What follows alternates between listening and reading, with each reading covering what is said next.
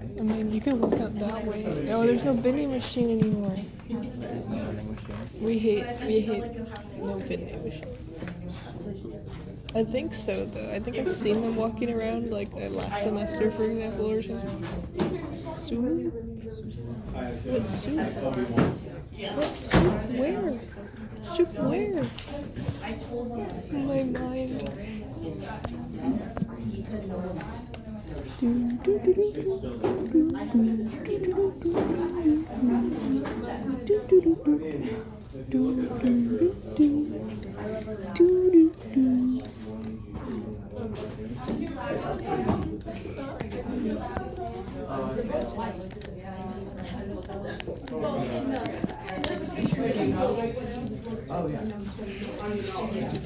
Bro's just like, Bro's little.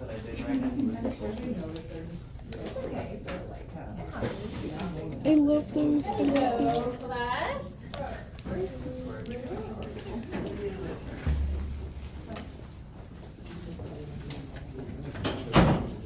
I was out gathering some more plant material, so we'll just get started in a couple minutes. Okay, sorry, getting started a little late today.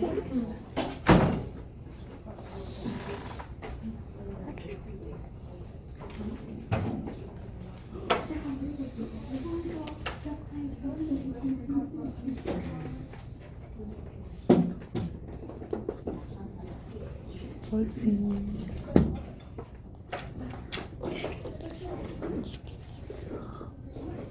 Do you know those like bright green ones that they feed like lizards? Yeah. I love them. I don't know what bug they are.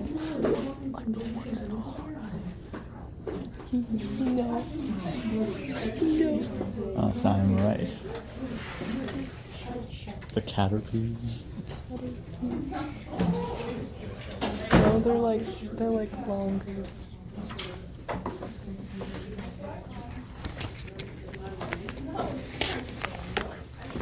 What are they saying? One of them said that a sweet tree.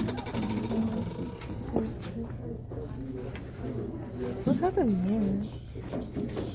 Is that me? Maybe? What? Those shapes. It's like your can. It's like your soda can. All those little.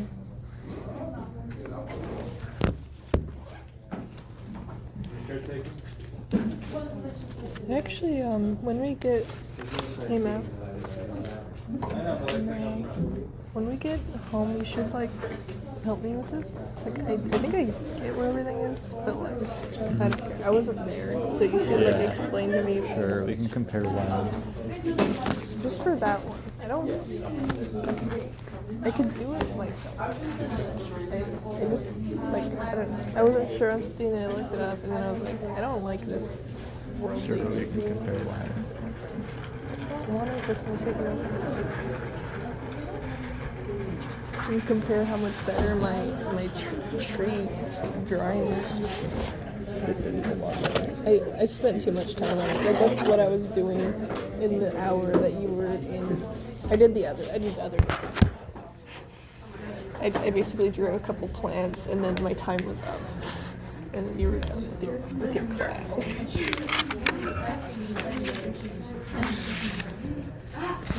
Can't wait to collect some leaves outside. It's a beautiful day for it. Could be cool. I stopped doing it, but I used to collect leaves every time I go on a trip. Yes. Yeah, on it, yes. I like it when it rains. I forgot, what are radicals? Okay, so what they're gonna do is at your upkeep view window, allow the cards to have a track out. And I believe it's for every non-land permanent you know. Take 1 damage, remove track out. That's a lot of damage. I can look it up. I've been in touch with her outside of record check. Oh, at the beginning of your pre-combat name. If you have any red counters, you know that when first reach on the card, you know this way, you choose one left and right. So it's for every non.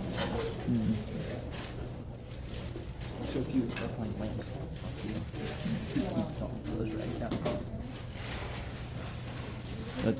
That's perfect because then I get the warrior shaper in the field and I kill him and those lands go back to my feet. That's not a thing you can count. When you play them. I guess I mean. Sent you or something? It's me.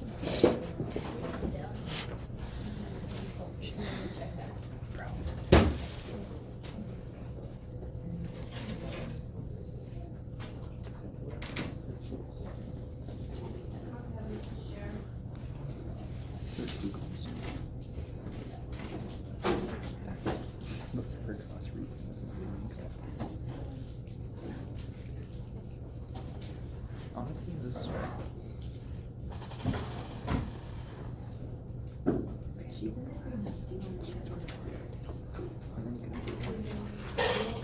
You done that last talk work yet? I just did it right.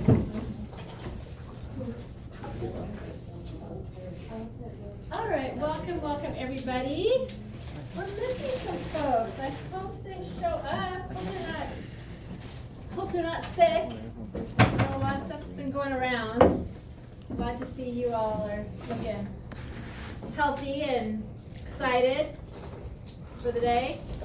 Yes? It is exciting. You know, we are, this is our very last day for the plant anatomy section, and we got lots to cover, but it's actually probably one of the more, like, least information involved, so we should be able to get through it fairly quick today. And it's not too intense of a lab. So first off, I have a couple commercials to give you, announcements. The Emoja community tonight, they are celebrating, having a special evening to celebrate Black History Month. And there's going to be a dinner and then a speaker presenting reflections on social movements and the value of persistence. Starts tonight at 5:30. So, you know, right after our class gets over, I'm going to be hanging out here. If people want to go over anything, spend a little more time like finishing up any lab holes you have. And if you don't need to do that and you want, you know, something interesting to do and go and support that and learn more about it, I invite you to head over to the Student Center stage over at the, over at the cafeteria. And it's a free event, open to the public, to hear the speaker and then have dinner. So, looks like, I was kind of trying to figure out, I guess maybe this, I don't know exactly what time the speaker starts. If it starts at 5:30 or you get dinner and then the speaker starts after you're eating. I'm not sure exactly. But anyways, that's happening. And there's also this Saturday, Shasta Symphony Orchestra. We do have, you know, a lot of cool stuff happening. And I will try to let you know about if there's, if I remember to let you know about art exhibits happening, or if there's any plays or other things that are not unrelated to botany or biology in general. And then I'll continue to let you know about any speakers or field trips that are related to plants. If you hear about something that I didn't hear about, please share. Please let us know more. And those I do offer extra credit for the plant-related kinds of workshops, or if you're going to talks or field trips. All right, another thing I want to let you know about is natural history class coming up. It's I think in the class schedule, it's NHIS 65 is what it is. Oops. 65. I think going through some name changes, and I think it's currently Natural History of Northwest California, but it's going to be changed to Natural History of the Redwood Coast. And that is actually starting up Wednesday in March, end of March. It's going to be 3 Wednesday nights, and 7 until like 9:50, so it's kind of late. And we're going to be focusing for those 3 roughly 3-hour lectures. Is just giving you a lot of background about the Redwood Coast, about the basic geology, formation of California, and going into the plants, animals, fungi, and also the native California, the coastal First Peoples, and talking about that as well, and conservation issues.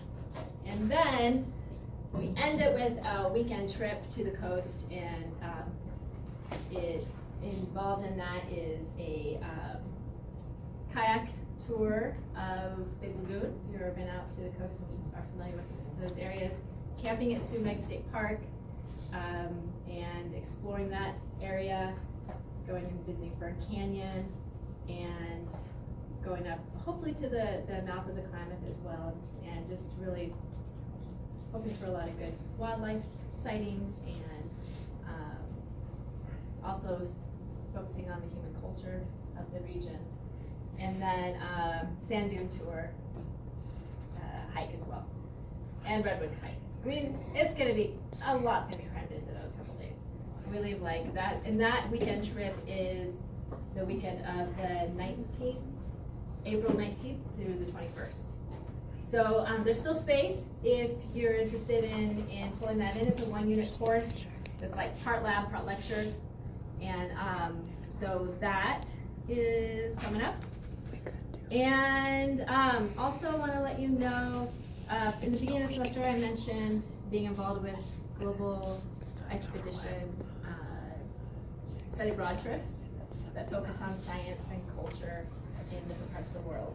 And mentioned that I was really sad at the beginning of the semester, right before the semester started, found out there were some issues within the college, and the trip had to be canceled. We were planning on going to Madagascar. Some folks planning since April to go, and so just in trying to figure out like other options and whatnot, since we don't have the support of the college to go on a trip, I am still gonna be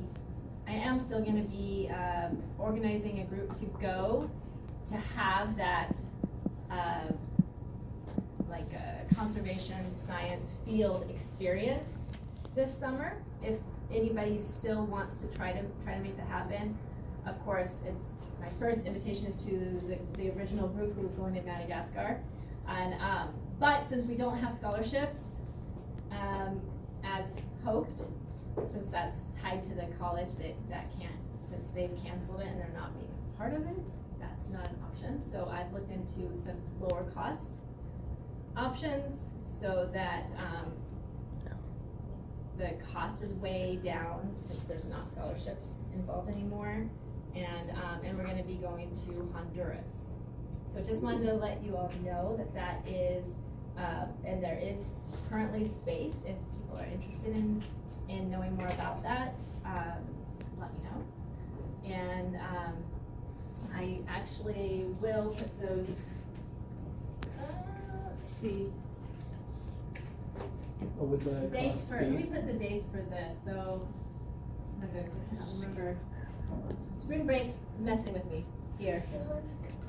Let me pull up the dates. I think it was the 19th to the 2nd. It's June 19th to July 2nd. Yes, I was thinking I should put the dates up for the natural history one. Oh, sorry. Too, but it's, let's say, I know, I'm jumping around. I looked up here and I was like, oh, I didn't put the dates for It starts the 27th of March? Yeah. Okay. Yeah, So- March, and then That's to April 17th. Yeah. So Wednesday night. So 7 p.m. starting, that's March 27th. Yeah, and then And then we skip for spring break. the trip is the 19th to the 20th of April. Right. Yeah, 19th through, I think it's the 21st. Oh, So sorry, That's and the it's spellbound. That's It's yeah, overlapped it's so by weird the way that 15 they have those written in too. It's like, it's over, you're like, whoa, what's happening here? there's a form for that. So, but this is Wednesday nights, till, that would I'd be be taking you the anyways. 17th? Yeah, the 17th. Yeah. Same day. Except for spring break, it's right in the middle there. So that's three Wednesday nights. And then It's the one weekend trip credit. for that. You're interested? And it would be fun to get as many botany students as possible so we can like nerd out on plants all around. Do you know the cost on? Yes, yes, the cost for, let me put down the time, it's gonna be like plus or minus a day or two depending on flights, but the general 2-week block is June 19th through July 2nd, but plus minus 1 to 2 days on either end for travel. The cost is going to be around $3,500, and that is kind of depending on flights, on group flights. And the Madagascar trip was around 65 to 7,000, right? So this is cutting the price in at least in half to make it more of an option for students without having the scholarships. I will be offering a course called BioBio in the summer that students can sign up for who are going on this trip, but I have to specify that it's no longer Shasta College supported. And a lot of that support comes with having scholarships for students, having a Shasta College bus take us to from the airport. So we're gonna be having to like carpool and, you know, doing some of those things externally. It's just such an amazing experience that I want to still have an option for students who were planning on going this summer. And in this, you do get to have about a week of that is up in the cloud forest. And part of that time, about half that time is staying at a very like well-established research station in the forest in Kusuko National Park. And then part of that time is getting our backpack set up and actually backpacking in through the cloud forest to a remote site where you get to help both places at the base camp and at the remote site. You do similar kinds of surveys, bat surveys, bird surveys, getting to work with researchers who are collecting real data. And what else? Obviously reptiles, amphibians, forest habitat surveys, and where you're gonna help collect the data to figure out how much carbon is being stored in this environment, what the forest canopy cover and whatnot. There's lots of tree ferns out there. It's a really cool place. And questions? What were the problems with the Madagascar trip? It had to do more with just some changes in staffing at the college and some issues with just people wanting to re-examine liabilities, contracts, things like that in relation to doing study abroad trips. We've had 6 successful trips so far, and this was going to be our 7th. And it came as a big shock that there was too many people who were starting to get kind of like, wait, we need to relook at some of this, regardless of which organization we worked with. We've traditionally been working with Operation Malaysia, which I'll pull up their website quickly so you guys can see.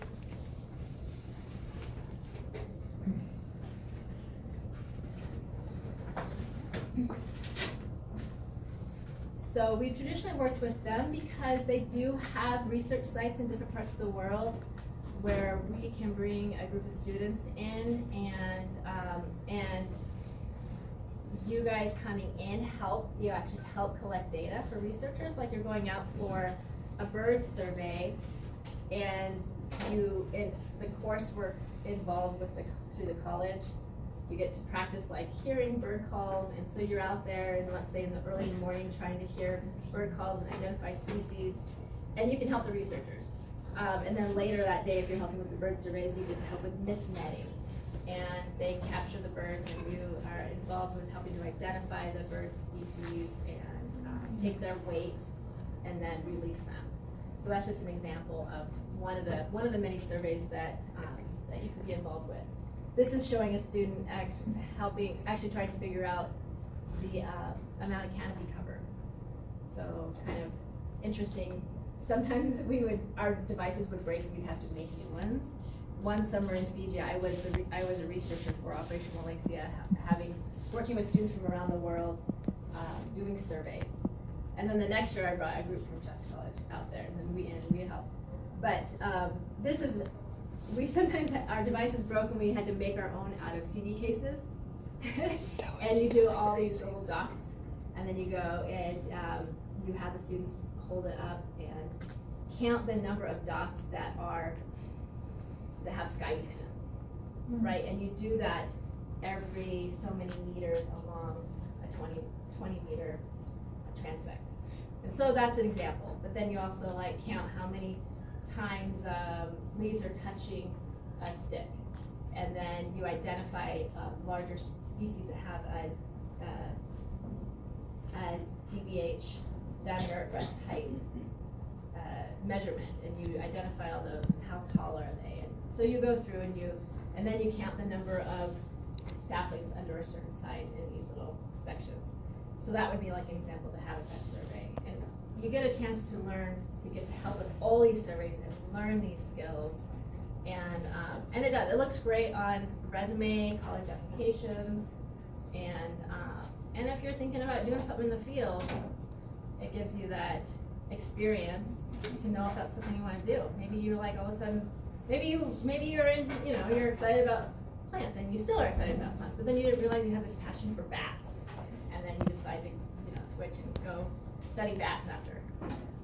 But I actually had a student who was into geology, and we actually, our very first location we traveled to in 2015 was to Honduras, and it was amazing. And that particular student I'm thinking of, she ended up getting so excited about frogs. She didn't realize how excited. And we were collecting and swabbing frogs and testing for chytrid fungus, and which is an issue in that part of the world. Question? Are there any informational meetings for the Honduras trip coming up? I think what I will end up having to do, I haven't worked through exactly how I'm gonna set that up since it's not supported by the college. Like, I know I'm taking a little bit of time here because I do let you guys know about different things that are happening that are not connected to the college. I'll have to look into how I would do that, or I could do like some sort of Zoom kind of info meeting instead, where we just like let people know and you guys can connect in. I will send around a link to this, and I recommend watching this video. It's really helpful, gives you a sense of what you'd be doing. So after the forest, then we go to an island called Utila, which is just off the coast of Honduras in the Caribbean. And students, if you already have your scuba certification, then you start diving right away, 2 dives a day. If you don't have your certification and you would like your certification, it's only about an $89 fee for your learning materials, and you get certified out there. And so for your first few days, you're just getting your certification, gaining skills, getting in the water right away, working with another, whoever else is doing that. So there's usually a decent group of students who are doing that, and then and you get your certification. You usually have time to do like a day or 2 of fun dives at the end, and then through that whole week, you're also learning about the sponges and the corals and the fish and the organisms of the reef. So you're learning reef ecology as well. So that's a really cool part, and it's perfectly organized. So after you're had that intense cloud forest experience, you're all muddy and dirty and sweaty, and then you get to spend a week just going in the ocean a couple times a day, getting all that off. Yeah. Yes. So I know you said because the school's not involved, the scholarships are out, but are there any grant programs that you're aware of that could help pay for a trip like that? There are some Well, see, the ones I know about are linked to it being a study abroad, and that's what's such a bummer about it. There's many reasons why it's such a bummer that it got canceled from the college, from the administration. But what I think we could still do is through a club that we're in the process of, getting up and running. We could do some fundraising through that, because you can fundraise for different kinds of activities that are not college-related activities, and so it could be something that we could look into doing. I know when I joined the Mesa program next door, they were saying that they do have some financial aid for stuff like that. Would they be out because it's not considered study abroad anymore? We would have to talk to Jesse about that over in Mesa, but that's a really good question. Yeah, and because I tried to actually get the scholarships. I tried to say, can we get creative and reorganize the scholarships so that they're not worded in a way so that it has to be for this program, that it could just be for any kind of summer research experience, right? And I didn't get an okay on that, so that's kind of a huge bummer. But yeah, so this is actually how most people would be sleeping in this kind of situation. Where you're in your own little hammock next to other people, so you're not totally alone, but you get that really cool sensation of like you're just in there and you hear the forest sounds all around you.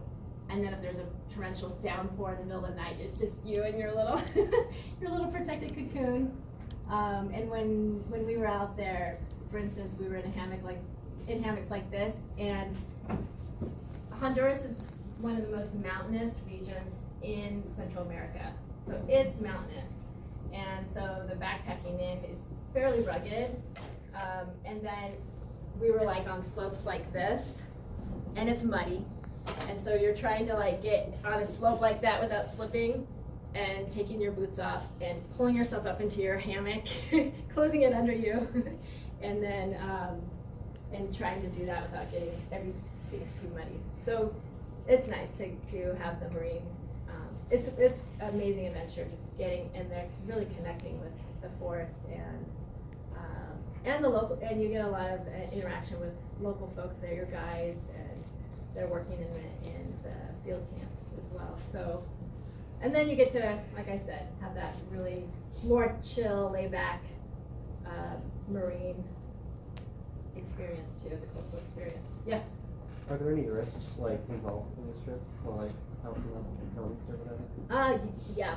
Anytime you're doing anything in the outdoors or traveling anywhere, there's risks.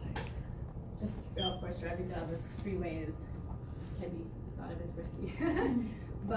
but yeah, I mean, you're pushing yourself physically, and then of course you would have to be you. And if you're under 18, parent would have to sign different release forms. Getting your scuba certification, I mean, that's a risk, right?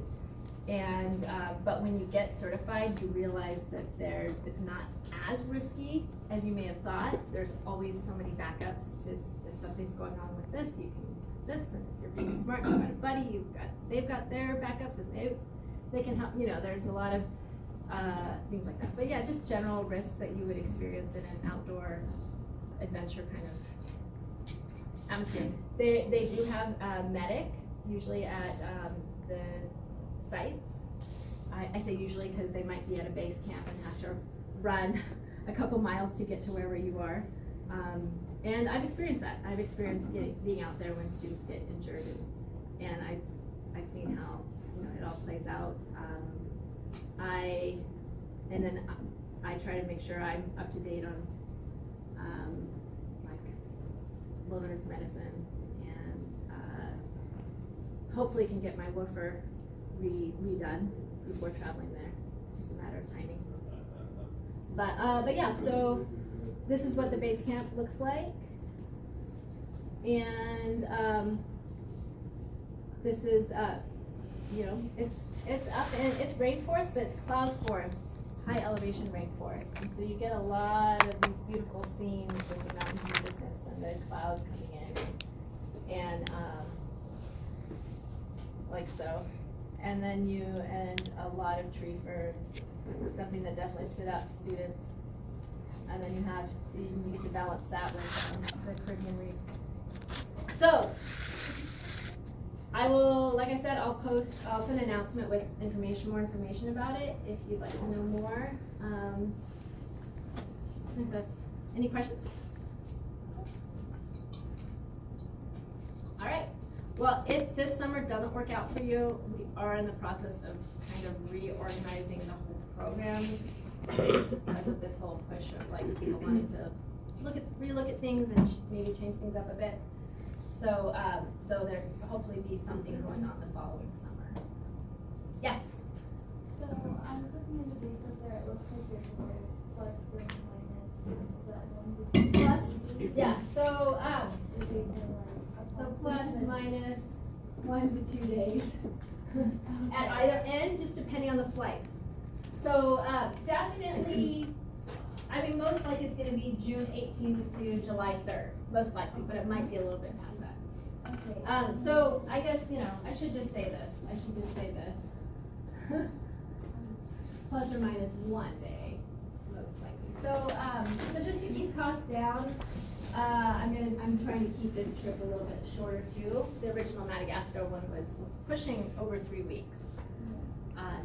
Just to take advantage of everything it's so far away, so expensive, takes so long to get there, to take advantage of what else was there. Whereas Honduras, the 2 weeks, it's a much smaller country. You'll get a really good sense of what the country's like during these 2 weeks. Will there also be classes leading up to the trip? So I am gonna offer a field bio lecture, online lecture, that would start a couple weeks before we would leave. And then there'll be it'll still be going on for a few weeks when we get back. Just finishing some things up. It would be a really intense course, more learning more about field bio techniques and general ecology of the rainforest and reefs and some things like that. The emphasis will be on, even though it's not a color-supported trip, I would still be emphasizing like Central and South America in it. So, yeah. So what would the schedule be like for researching the area? Would it be like sun up to sundown or certain times? Yeah, it's pretty intense. Like I tell students, like you definitely take advantage of your time out there. And I know sometimes people get tired, but I'm like, I just remind people, you're out here for such a short time, like push yourselves, right? But then you still will have some downtime here and there. So for instance, if you're gonna do an early morning bird survey, you wouldn't be set up for a late night bat survey. Sometimes bat surveys, people are up till like 2 in the morning. So yeah, so you would be able to get another survey so you get to sleep in a little bit the next day before you jump into a different survey. But yeah, you get organized, coordinated into making sure you're scheduled so you get a chance to try out all the surveys. Yeah. And then during the Marine Week, there's a little more downtime between dives. You have a little bit more chill time at that point. And then I always try to pull in as much culture as possible. If we have a chance to visit a coffee plantation and learn about some of that, and get to connect with the local culture. In the past, we've been able to do homestays, but it's not organized this summer for that. So, all right. So that was a big commercial, but I just wanted to get it out there. And so now, when you see the message from me, it'll make a little more sense. All right, let's jump into leaves, shall we?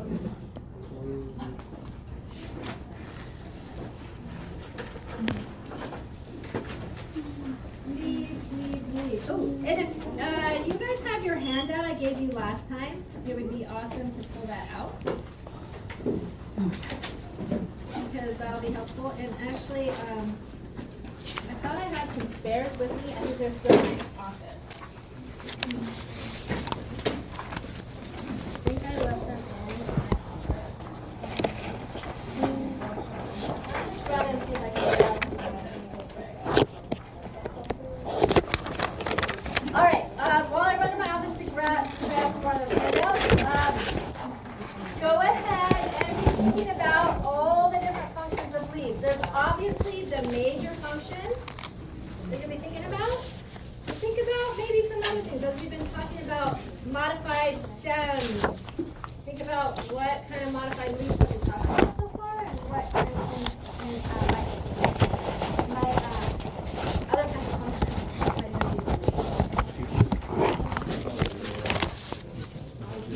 of the I took a grade today in this class and I have like 60% just because of the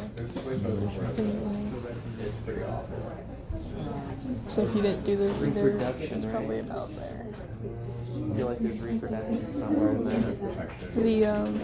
Did you watch the video that was due yesterday? Yeah, but those aren't leaves, that's more. I was just wondering. I feel like It's probably similar. Do you know if the Venus flytrap is a leaf? I mean, I'm sure. I don't. I feel like it might be considered a leaf short. A leafy capsule. Oh. It's not like a leafy capsule.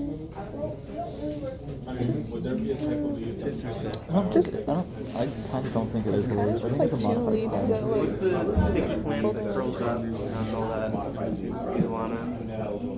Are they? It's a sundew or whatever. It's like a predatory plant. Yeah. Yeah, and like, I feel like that'd be more like a leaf. I think those are like hairs. Trap.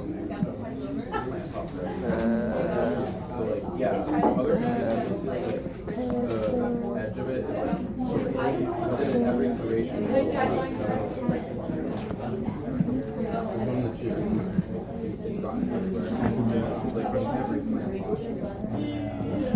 Drosera. Doesn't seem too bad. And I think there's some red ones too.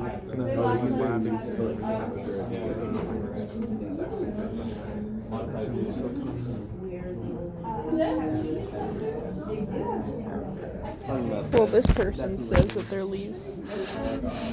This random person on I Pinterest. don't know about Those are modified stems, I dare say, or hairs. These are hairs. We love hairs. I believe that, but this person says leaves. It's just a random person. But I agree with them.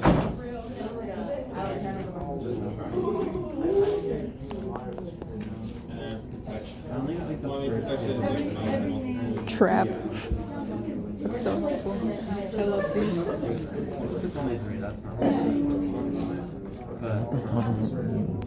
Teeth, trigger hair. What's a first degree rachis and a second degree rachis?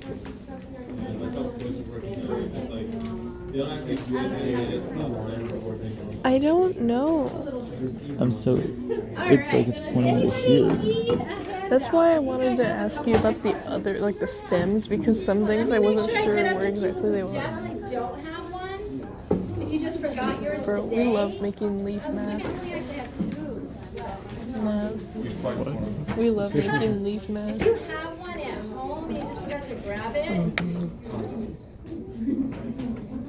that's one. Then don't take one. But if you truly don't have one, you guys don't have one. I can't remember if I have one at Does it home. look familiar?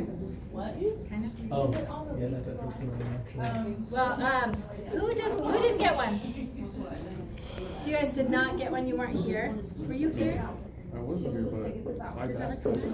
Are you sure you don't have it in your book? I haven't seen it referred to anything but a leaf or a trap. If you have it, I can always make more copies and put it online. I might have it online. You're gonna need one today, but maybe you guys can share. Sure. Do you have? actually go check to see if it's in the So much. Or just maybe during the break. But for now, just so you guys. Not you guys as share. information heavy. It's also like, what is this shape? A lance. See if I have to wait. So this is a petiole. This is a leaf, but not a petiole anymore. So this is also a rachis. I don't know. This is the second one. Okay, if you have one at home, This is all. Maybe. and I can always print out some more. I just want to make sure, like right I now. said, because there's also, I think this one. I said, Yes. tell that this is also. All right. All right. I just want to make sure you guys have access to it as we go through stuff right now, so that your neighbor hopefully has theirs if you left yours at home. Or whatever. I gave that to you last week, so you could be reviewing it and prepping for the quiz that's open. So the quiz is focuses on plant anatomy and has similar kinds of questions and slides to what you're going to see on the exam. So it's really good. That combined with the other quiz that I think if you didn't get a chance to do the other quiz, you can still do it. It's just going to come in as late. So you might lose some points for that. But I think you can still access the other quiz. The other quiz focuses on biological molecules, plant cells, and mitosis. So you can go back and do that quiz as well. All right. Anybody know this leaf? Yes. Tulip tree. Good job. Yeah. Nice. We have one of those trees right outside here. And we'll be able to see it when it starts flowering and leafing out. It's really cool tree. It is deciduous, so it doesn't have its leaves right now. But I just love this one. Was like a big one. I was working on my one of my graduate degrees. It was in Ohio, and tulip trees are native to there. They're not native here, but out there you have this amazing deciduous forest that's just gorgeous. Anybody spent any time on the East Coast, like northeast coast? That's like, and then the fall you hear those colors are just phenomenal. Multiple maples, and you've got the tulip, poplar or tulip tree, and lots of different kinds of oaks and buckeyes. Like here we have this straggly California buckeye, and out there you have these huge, beautiful buckeyes. And so lots of really cool diversity of deciduous trees that lose, so the forest this time of the year when it's just straggly and still fun to go around. But the spring and the summer and the fall, it's just phenomenal. But this was out there, these ones, the leaves can get pretty big too, but this was like, these trees out there have huge leaves, so we had fun with this one, made a mask out of it. Now, this is my son Sage, now he is 19. But it's really interesting, the shape of this leaf.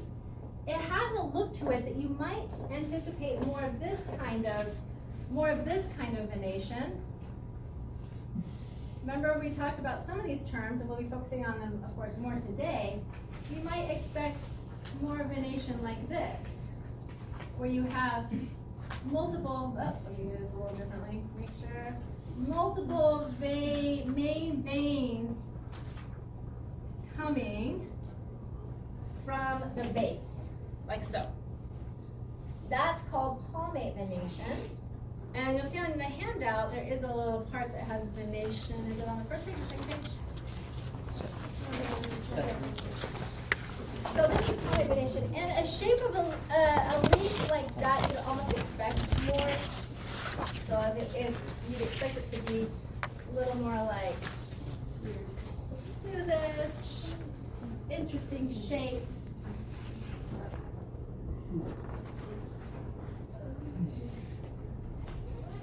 The parts of a leaf are the blade and the petiole, which is the stem of the leaf, the stalk of the leaf.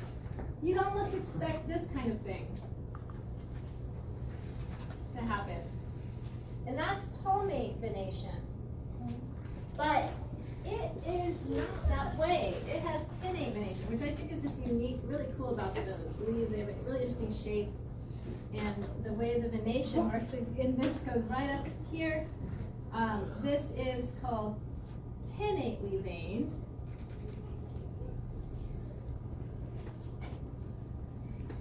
Versus palmately veined. And palmately veined, they have all their little like side veins happening too. And then here you have side veins. Here, if you keep looking deeper, you'd see like all kinds of, and this is where you get, if you really get close, you start to see this like netted kind of pattern. So both of these are examples of netted venation. This one being palmately veined, palmate, this one pinnate.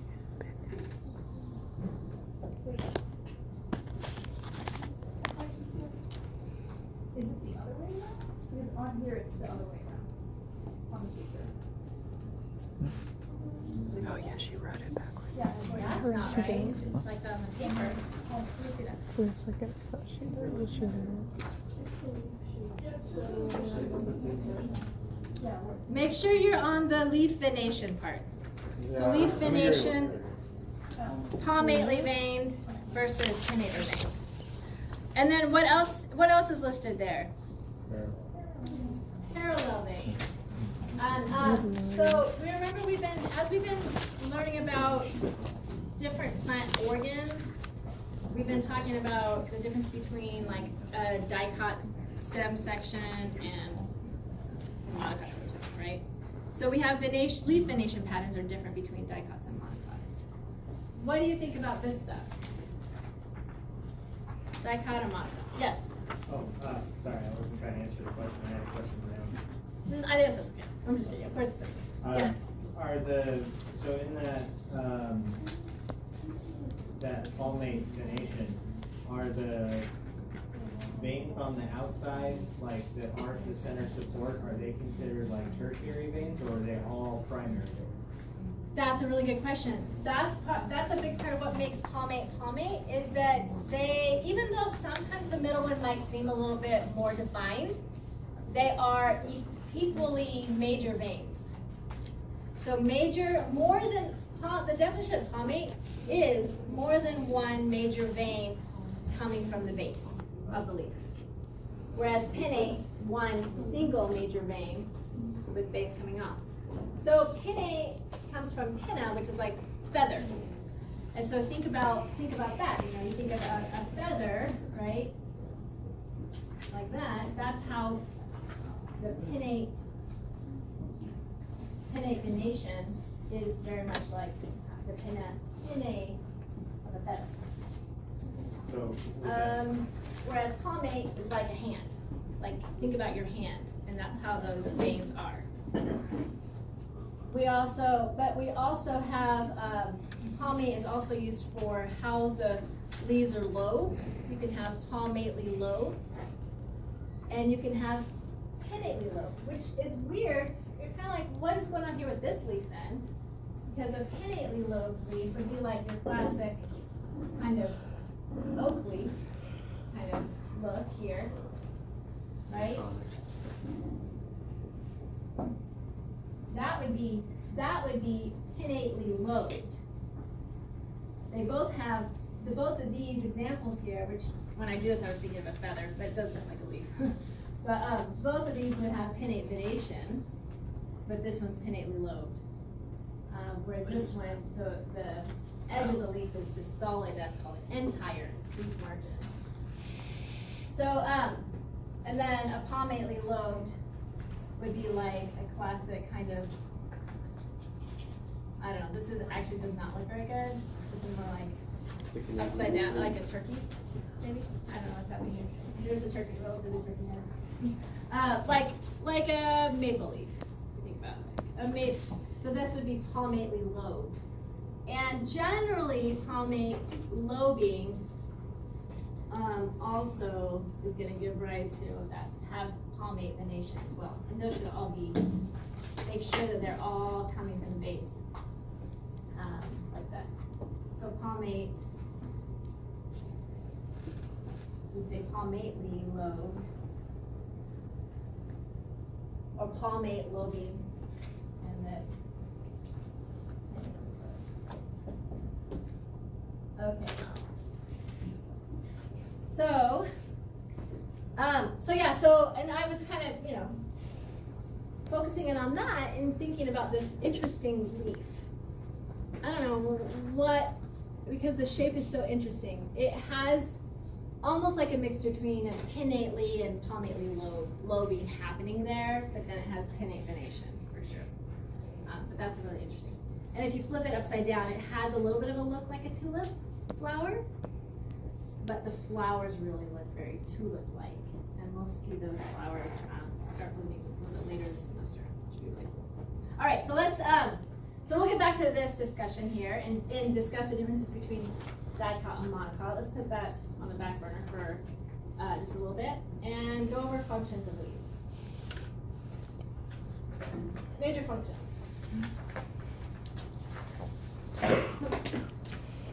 do you guys think? Photosynthesis. Yeah, photosynthesis. Sometimes it can be modified to hunt other things or track. Modified to hunt. That's interesting. Why can you give some examples? Venus flytrap, I think. Yeah. Yeah, those are leaves. The traps, those insect traps are leaves. They're modified leaves. Good job. Any other carnivorous plants that have something going on different with their leaves? Yeah. Sundews. What's going on with the sundew leaf? They have like these sticky hairs that they use to trap on insects and then digest it. Yeah, and you did start to say wrap. It's interesting, they do, those leaves will actually curl over and wrap to get more of the leaf covering and helping with that digestion process. Just pulling in what's inside the insect, and then they open up, and then the husk of the insect, the exoskeleton, what's left, that the plant can't digest, the chitin, then that just falls away. They're doing that to So, get nitrogen. what's that? They're doing that to get nitrogen, right? Yeah, that's a major component that they're trying to get. Major nutrient they're getting from those. Anything? Pitcher plant. Pitcher plant. There's another one. You guys are hitting the three like major. There's also a couple other interesting things going on, but pitcher plant. There's the pitchers that are from the U.S., like the Darlingtonia, the cobra lily, where you have leaves coming from the base of the plant, and they form these really cool pitchers, and they're actually like kind of this interesting hood kind of structure. Insects get in, try to get out, they can't get out, and then they fall into this little soupy material at the base that and the plant can absorb the nutrients from that. So that's cool. So we got the three different great examples of carnivorous plants and their leaves. They're still green, right? The leaves are still green, so they're still doing the major things, photosynthesis, solar panels, getting out there, making food. Yes. I believe there's a plant called a butterwort as well, which has sticky leaves as well.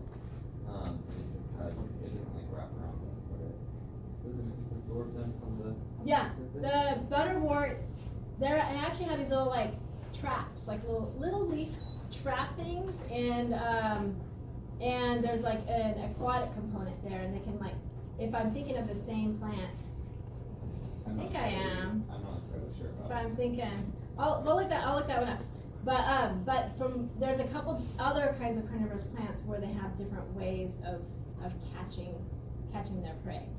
And the one I'm thinking of has this interesting little opening that can actually kind of pull in things, but at more of an aquatic level. I think mine's terrestrial. Might not be the butterwort. Yeah, let's look into But that I'm one. interested in that as well. Yeah, I don't know, okay. That sounds cool.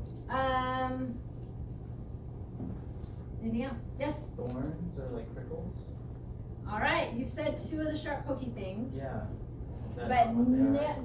neither of those are the modified leaves. The thorn is the modified. Something. Stems. Yes. You were like stem. Very good. And then the prickles are special projections from the epidermis. You guys remember what the other one is? Spine. Yeah, the spines, which are like modified. If you remember, you've got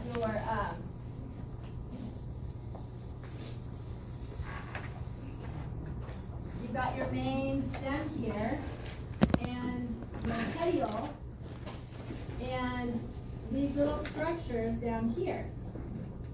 I'm trying to show that these ones are two sharp pokey ones. And those are stipules, if you remember. They're little pairs of structures at the base. Sometimes they look like little leaves, and sometimes they're sharp and pokey, and those are spines.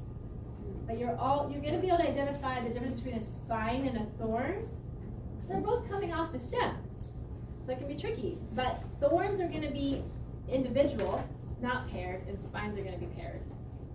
And they'll be at the base of where the leaves are. Whereas the thorns are coming out more from the apical bud. They'd be like coming up out of it. Yeah. Oh, and I looked it up, and what you were thinking of was the bladderwort. What did you say? Butter. Butter.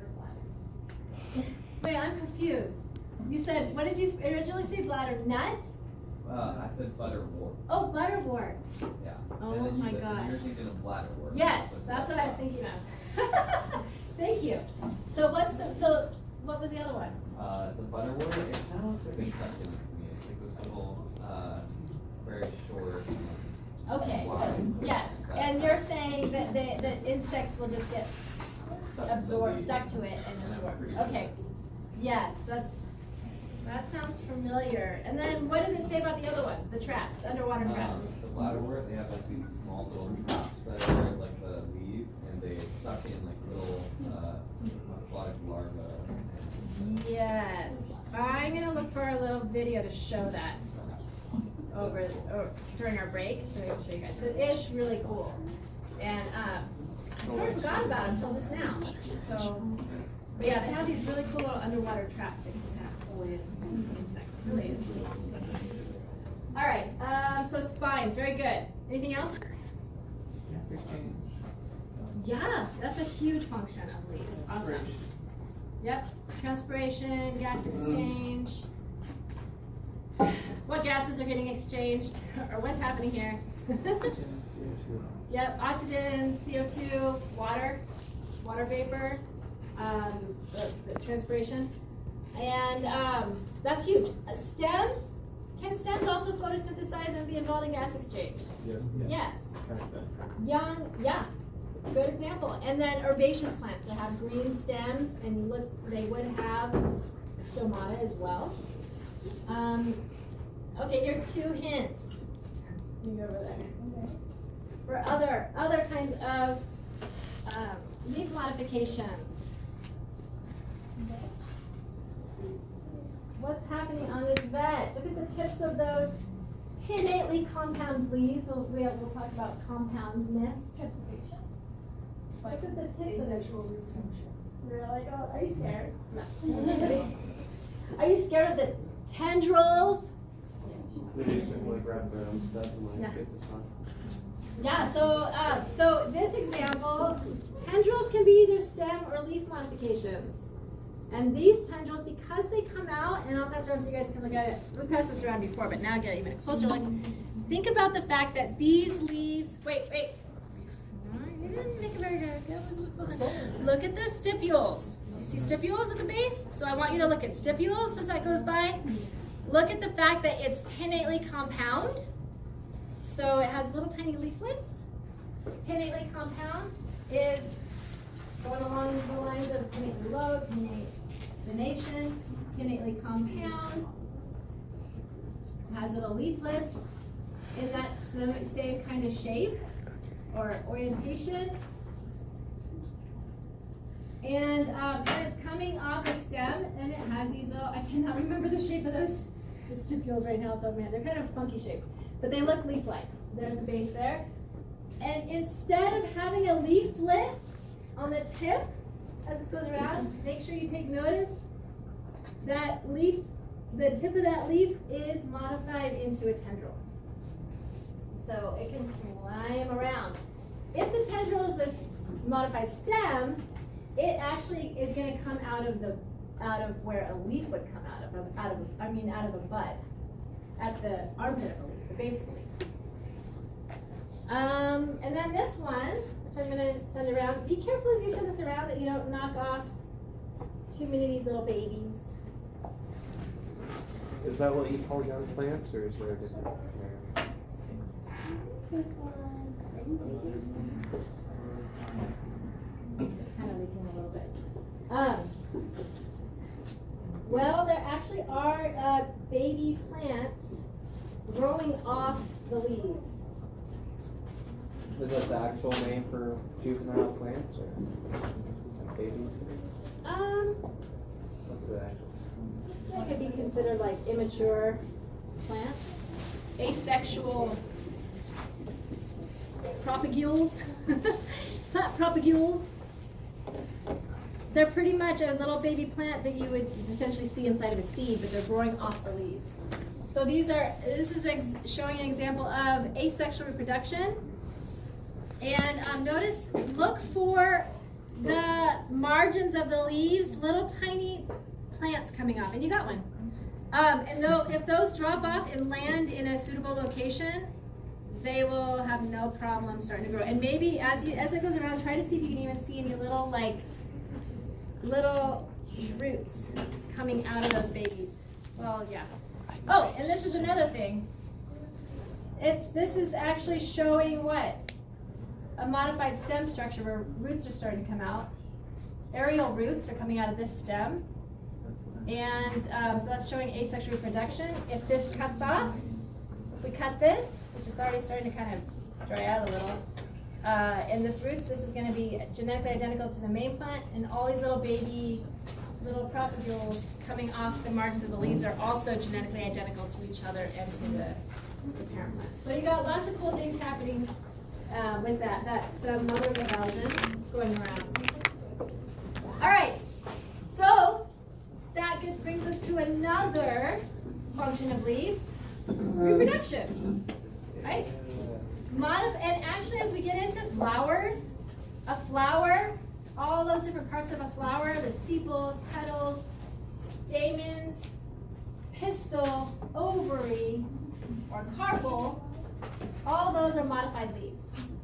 They're all just like leaves that are taking on a different kind of function. So lots of things happening there. There's probably more that we are forgetting. Anyways, if you think of any others, There's like depends like poisoning.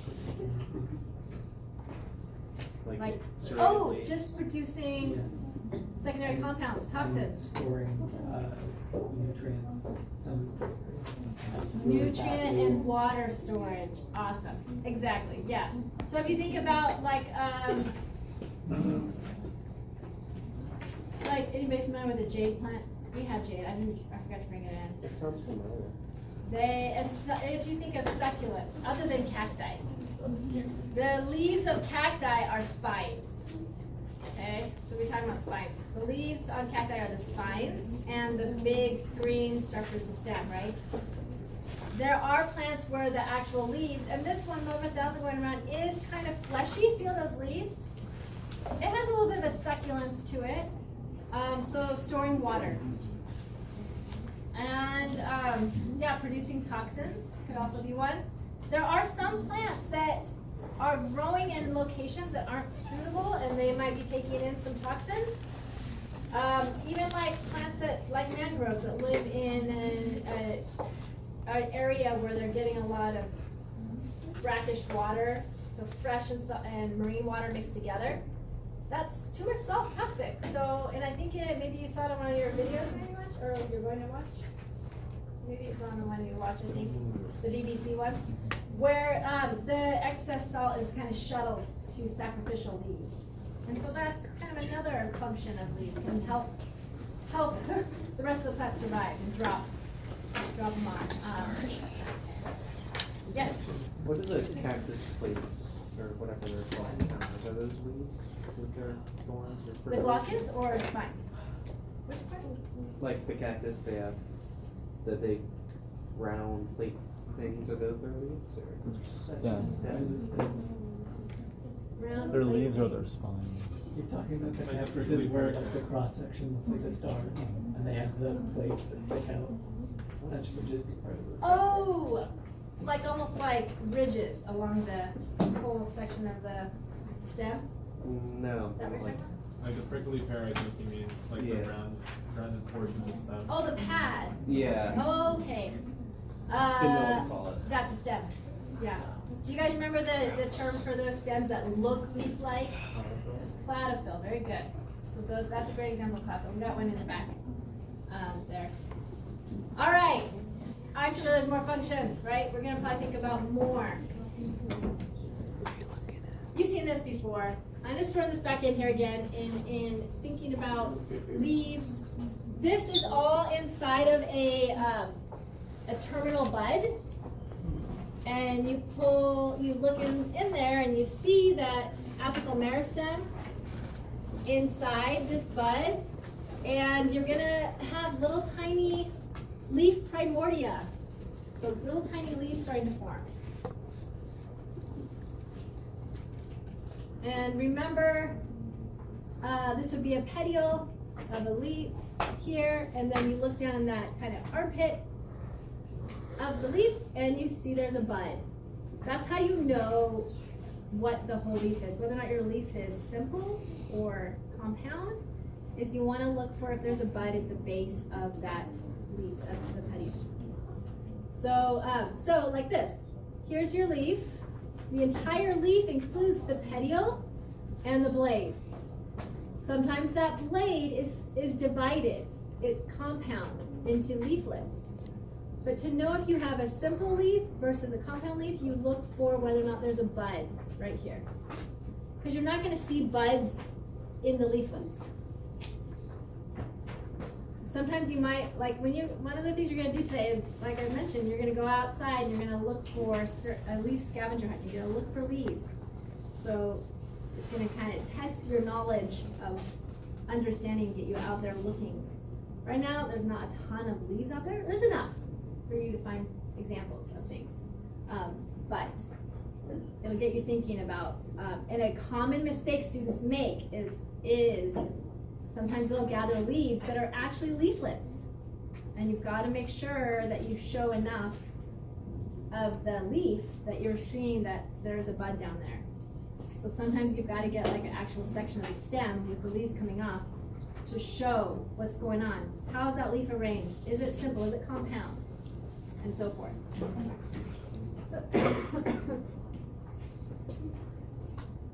All right, between monocots and dicot leaves, I've got a monocot here, a couple of different monocot examples to pass around.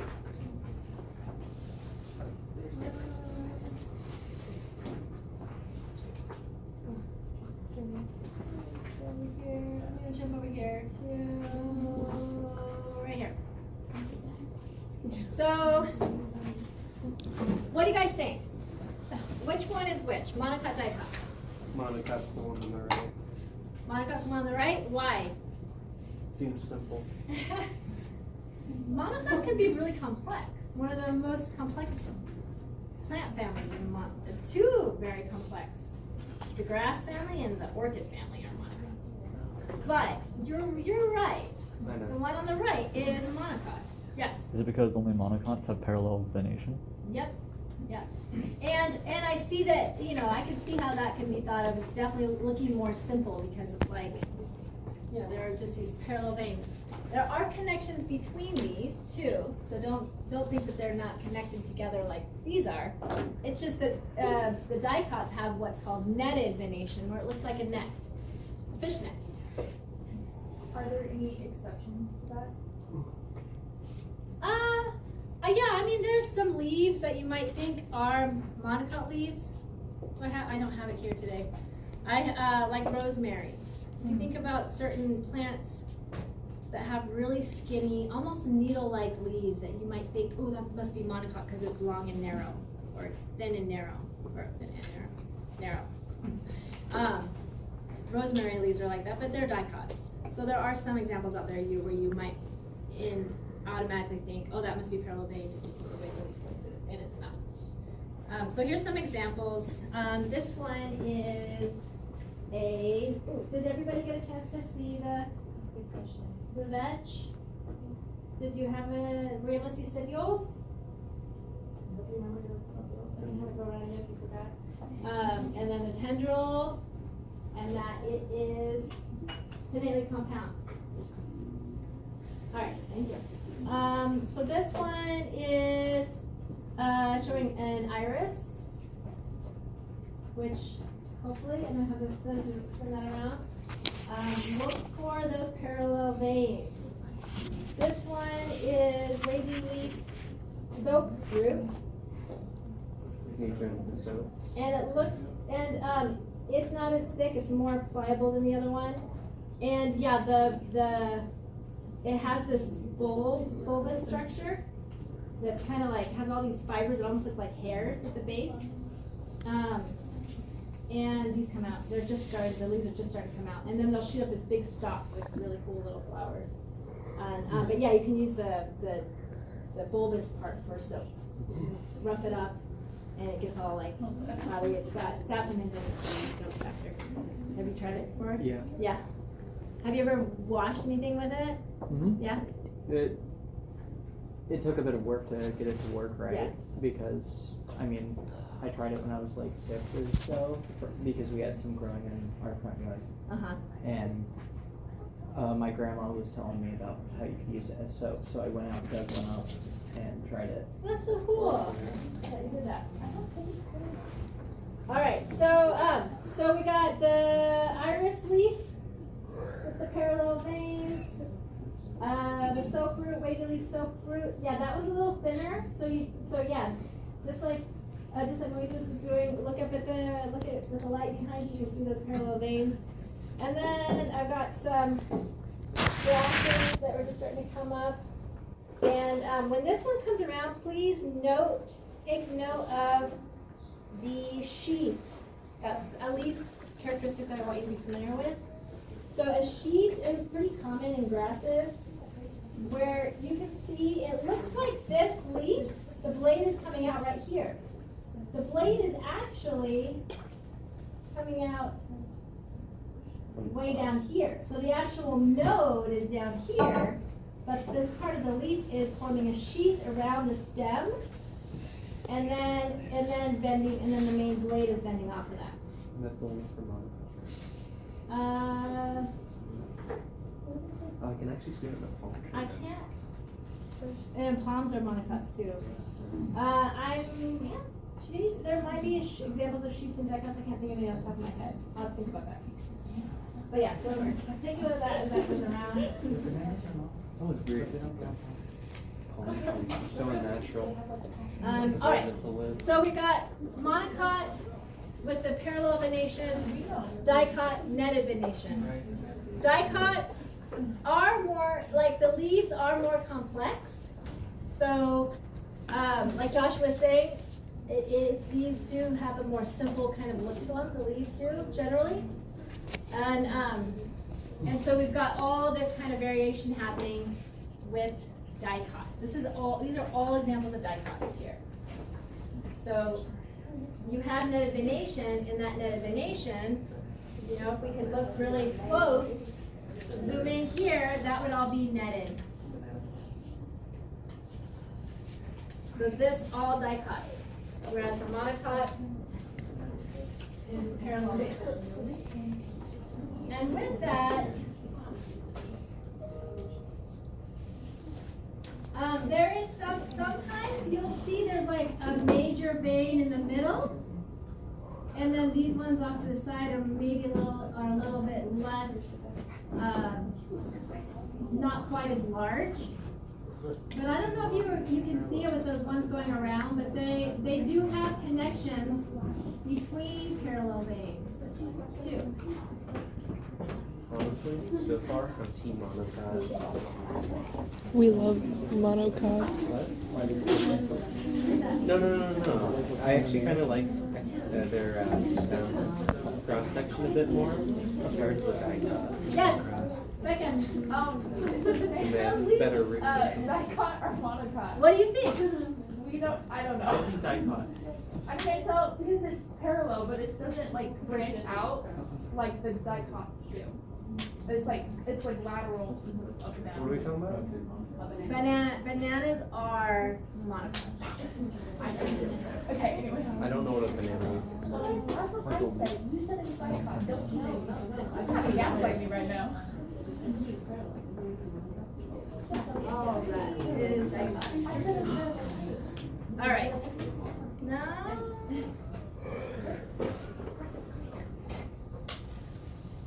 Okay, so back to this one. Yeah, that's definitely. So you can definitely, so here you can see the node is right here. Remember the nodes are where the leaves come out, and then the inner node is between leaves.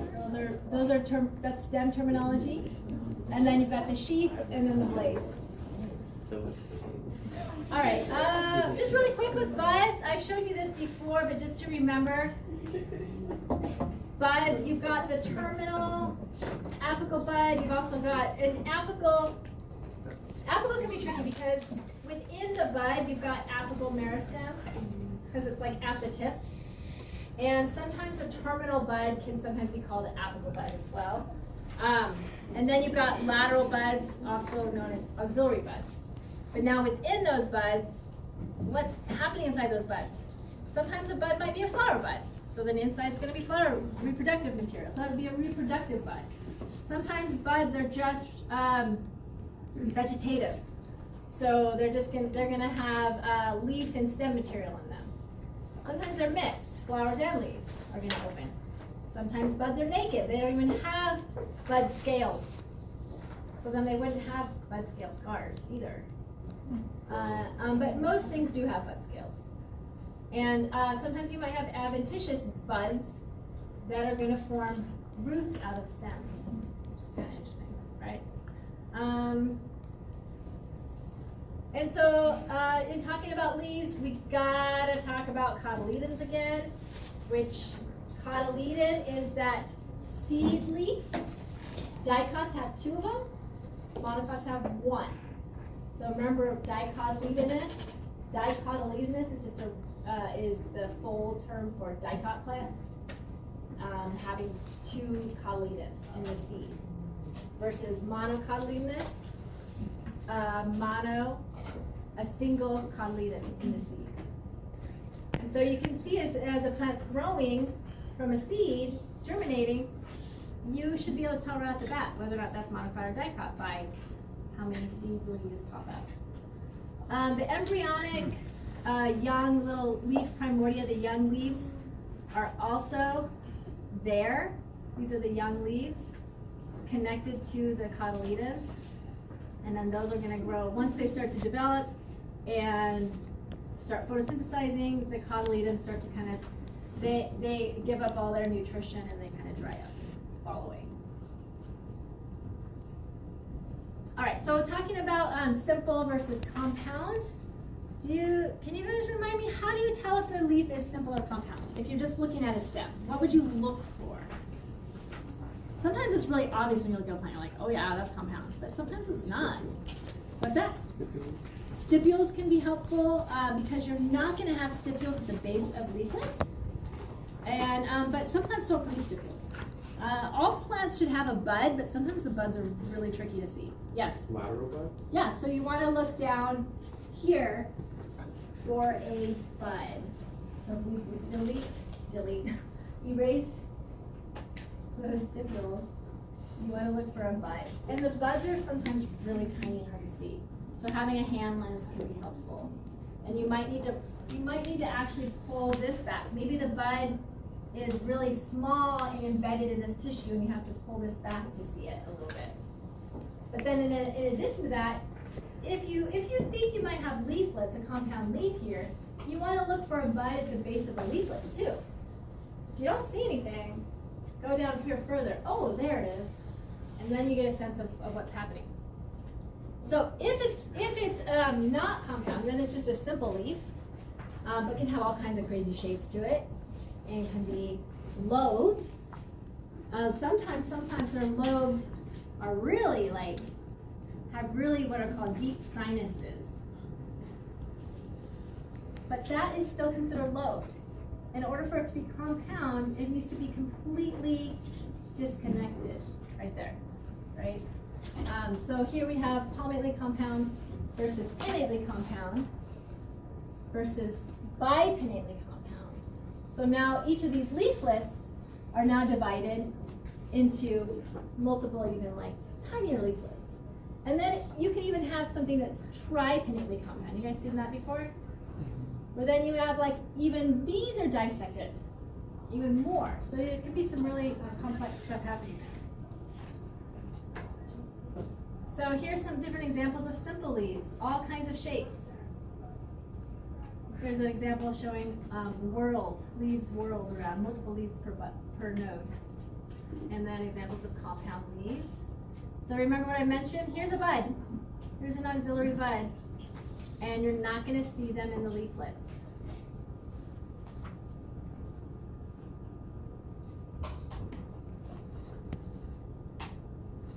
So what do you think about this one, number C?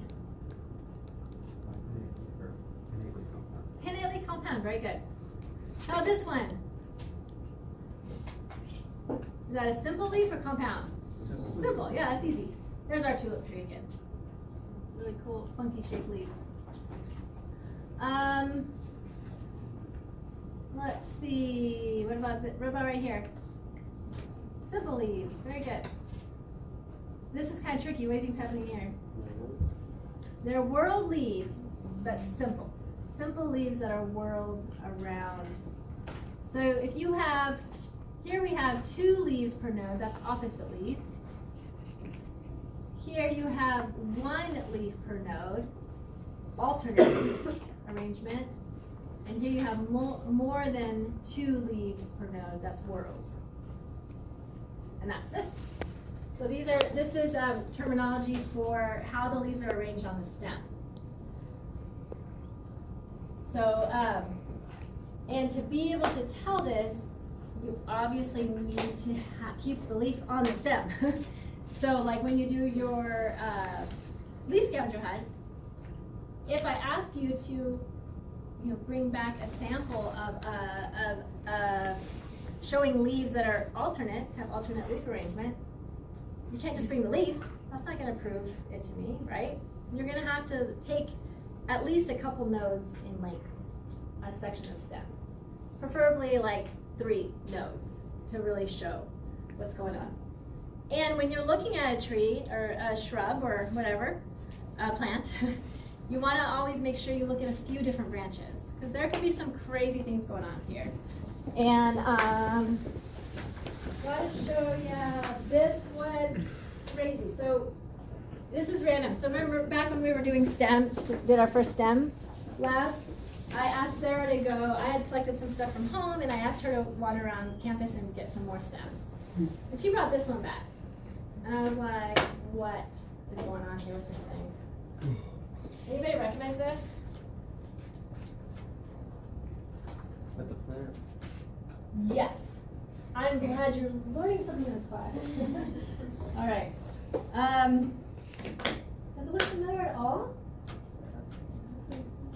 Think about like an herb garden. Yeah.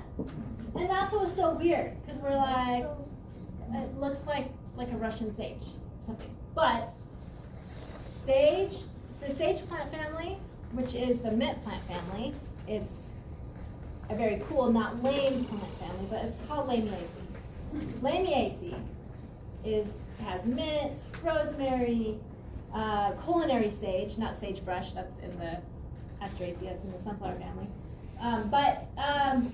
Yeah, so they have opposite leaves. But what's happening here with this? What we can say about this leaf arrangement? It's whorled. When you have more than 2 leaves per node, it's whorled. And so I was like, that just doesn't happen. So then later, Sarah, I was like, Sarah, take me back to where you found that. Let's see what's going on here. We went back, and everything we found looked like this. Weird. So this was a mutation, and we couldn't find this again. It's so crazy. Well, we didn't have a ton of time to look, but I was like, so remind me when we do sometime we're gonna wander around and ID some plants on campus. Today you're just gonna be going out in small groups and looking for leaves on your scavenger hunt. But when we go out as a group, remind me so we can go over there, and I want us to all kind of look and see if we can find another one of these pop up there. It kind of reminded me of when you're looking for that 4-leaf clover, This is like that. This is weird. So, yeah, it's not normal. So this particular plant family always has opposite leaves, 2 leaves per node, and they come out opposite of each other, right? Alternate, what's more common is alternate leaf arrangement, where you have 1 leaf per node. You can have some things like in the sunflower family that's so diverse. Asteraceae, the sunflower family, and Orchidaceae, the orchids, are the 2 largest plant families in the world. They have the most diversity, and they're crazy. So you've got these are some examples that we have for the sunflower family here. Dandelions in that group, and sunflowers. And this is chamomile, but this is our one of our little flowers. Anyways, they have head inflorescences that have multiple little tiny flowers on them. And they can either be all disc flowers, or ray flowers, or disc and ray flowers, and it's really complicated.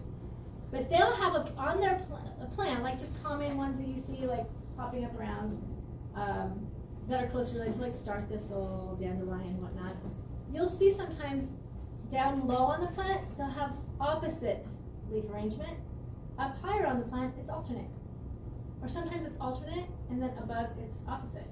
And those will be characteristics that you'll look for if you're keying out a plant like that. So anyways, that was kind of cool. So interesting genetic mutation happening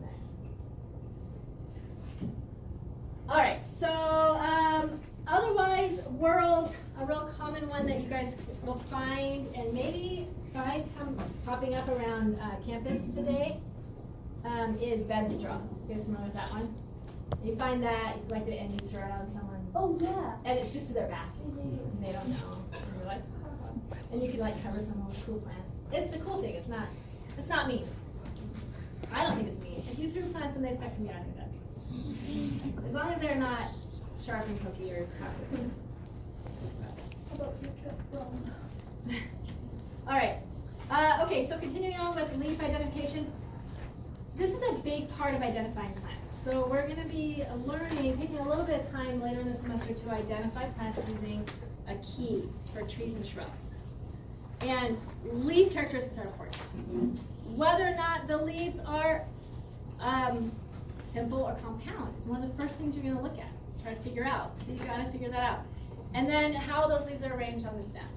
And then maybe down further in the key, you're going to be asked a question, is the leaf, what's the leaf shape? Is it linear or is it oblong? Is it cordate? Does it have like a heart shape to the bottom of it? Is the base of it heart shaped? What are the margins of the leaves like?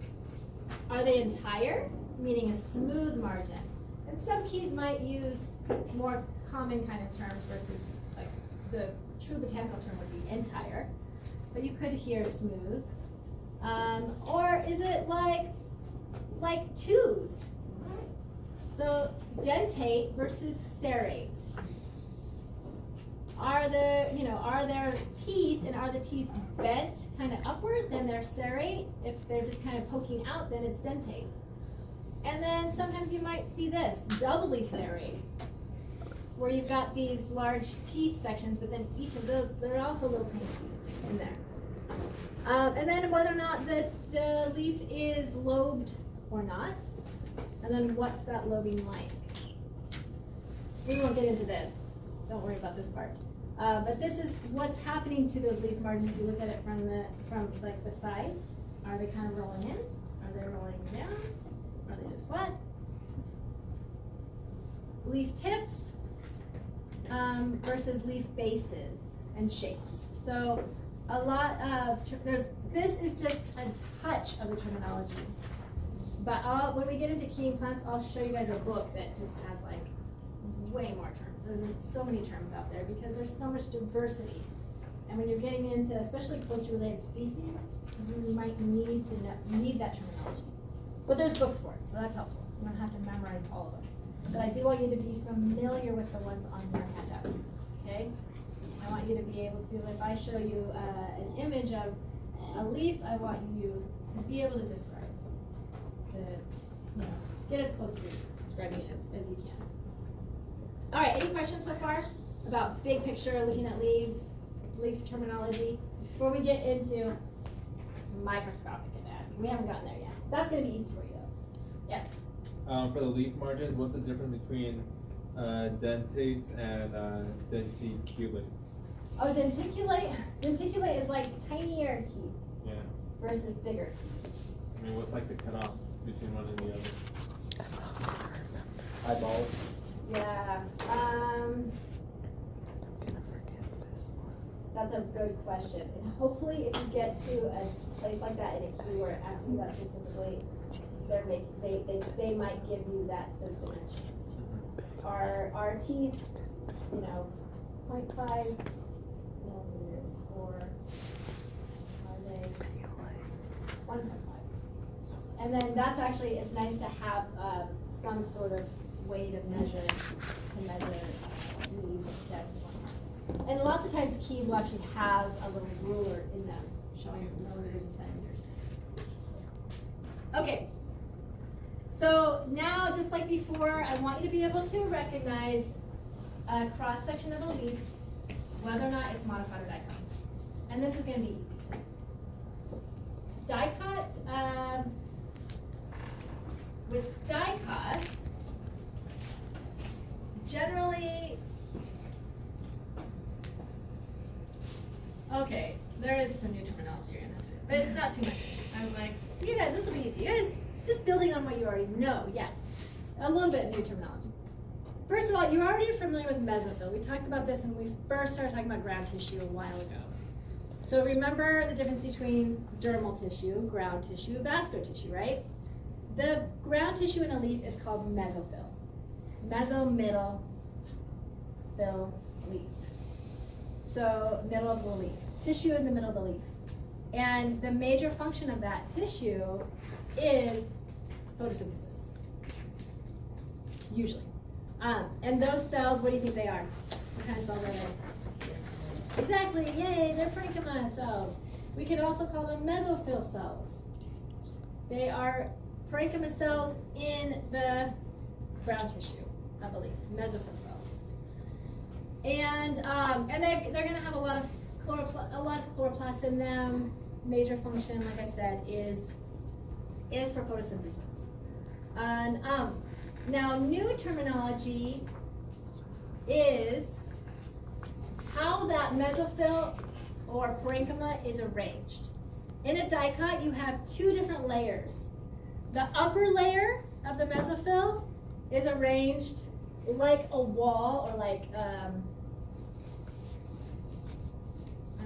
what am I trying to say here? Like a fence. Like you have like your fence boards, right? And it's forming like a palisade. Like I think of it like a protective wall around your fortress or whatever. It's your palisade, right? To help you remember, palisade parenchyma are like put together very tightly, kind of elongated a little bit this way, packed in tight to really take advantage of getting as many chloroplasts in there as possible to take advantage of the sun. Dicot leaves generally are coming off a plant like this. The upper are the ones that are going to be getting more of that sun, right? The lower have a lot of, and that's where most of the stomata are in the epidermis, the lower surface. You can remember that with your leaf peel that you did a while ago when you looked at the epidermal layer of a leaf. Geranium leaves, sabrina leaves, remember that? That lower surface is where the stomata are. Gas exchange. So that lower area, those cells have a little bit of a different shape and they're spread out. They're called spongy mesophyll or spongy parenchyma. And they kind of have a little bit different shape to them. They're spaced out, there's space in there to assist with gas exchange. The upper surface too, the epidermal layer, you might have, this is actually just showing one cell thick, but you might have multiple cells thick up there, really helping with water loss. And you're gonna have, you should be able to see that nice waxy layer of the cuticle. And let's see what else here. So you got your stomata, the guard cells, and you can see that airspace there for with the spongy parenchyma.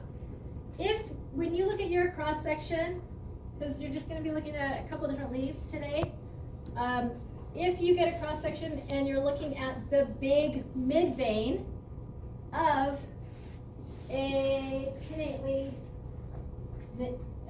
venation, or pinnately veined leaf, you can say it that way. If it's cutting right through that big giant vein, then you're not going to see that mesophyll here because that's vascular tissue, right? And then this here, to help give support to the leaf and the vein of the leaf, you have all this parenchyma. So you're gonna get, this is good practice. Today is gonna be good practice remembering what those cells are and the names of the different cells you've been learning about. Within the vascular bundle, then you're gonna identify the phloem, and the xylem. And so you get away from that big vein, you're going to see little veins. There's from that netted venation. It's cutting through. Here's a little bit of one that's going that way. And here you can see a little vein here. But this is how the big giant veins will look, have a different look to them. You got to look to the side of those to see the spongy mesophyll or parenchyma and the palisade parenchyma.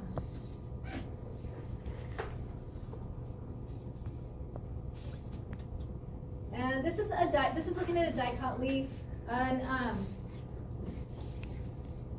it's a very it's a deciduous plant where deciduous leaves are much more pliable, and when you look at this, you can see it's not a very thick leaf, and like I mentioned, the epidermal layer is very thin. There's only one cell thick.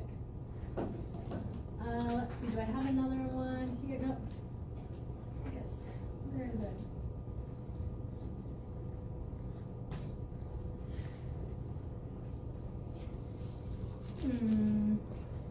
Maybe it must be somewhere else. I think I had showed you for the epidermis. But yeah, some plants like, this is oleander. The leaves are much thicker. And I won't pass this around. I mean, it's fine to touch oleander, but it is toxic, and just in case anybody's sensitive to it. But the leaves are very thick, and this one does have really like extra layers of epidermis there. You can feel that thickness. Oak. This is an evergreen oak. I'll pass that one around. An evergreen oak, a live oak. You're going to get that thicker feeling that feels different than a succulent plant. It's like it helps you know that is an evergreen plant. It has extra layers there. All right, any questions so far? Yeah? On the previous slide, there's like that brown area. What's the trichrome? Or the on the right picture? What is it? Trichome. I know. Okay, what did you guys learn trichomes as? What have you guys learned about trichomes? They're hairs, which this doesn't really look like a hair, so it can kind of throw you off.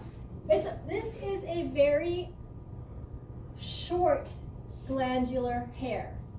So you can see the gland here. So if I had labeled this, these labels were already here. If I labeled, I probably would have called this like short glandular trichome to let you know that it is a hair, but it's a really short one that has a gland on the end that's going to exude probably like a substance that helps. It might be sticky, have something. Like for instance, mint has many glandular hairs, and then you press it and you can smell those nice aromatics. So sometimes they might have toxins in them to protect the plant. Let's see, this has a good view of the cuticle, epidermis, the epidermal cells that you guys learned from your peel. They're clear. They usually do not have chloroplast in them. They're just sort of protective windows for the light to come down into the mesophyll, into those cells. Checking out this vein. Y'all recognize the xylem, phloem, and then these cells that surround the vein are the bundle sheath cells. We've talked about that a little bit before.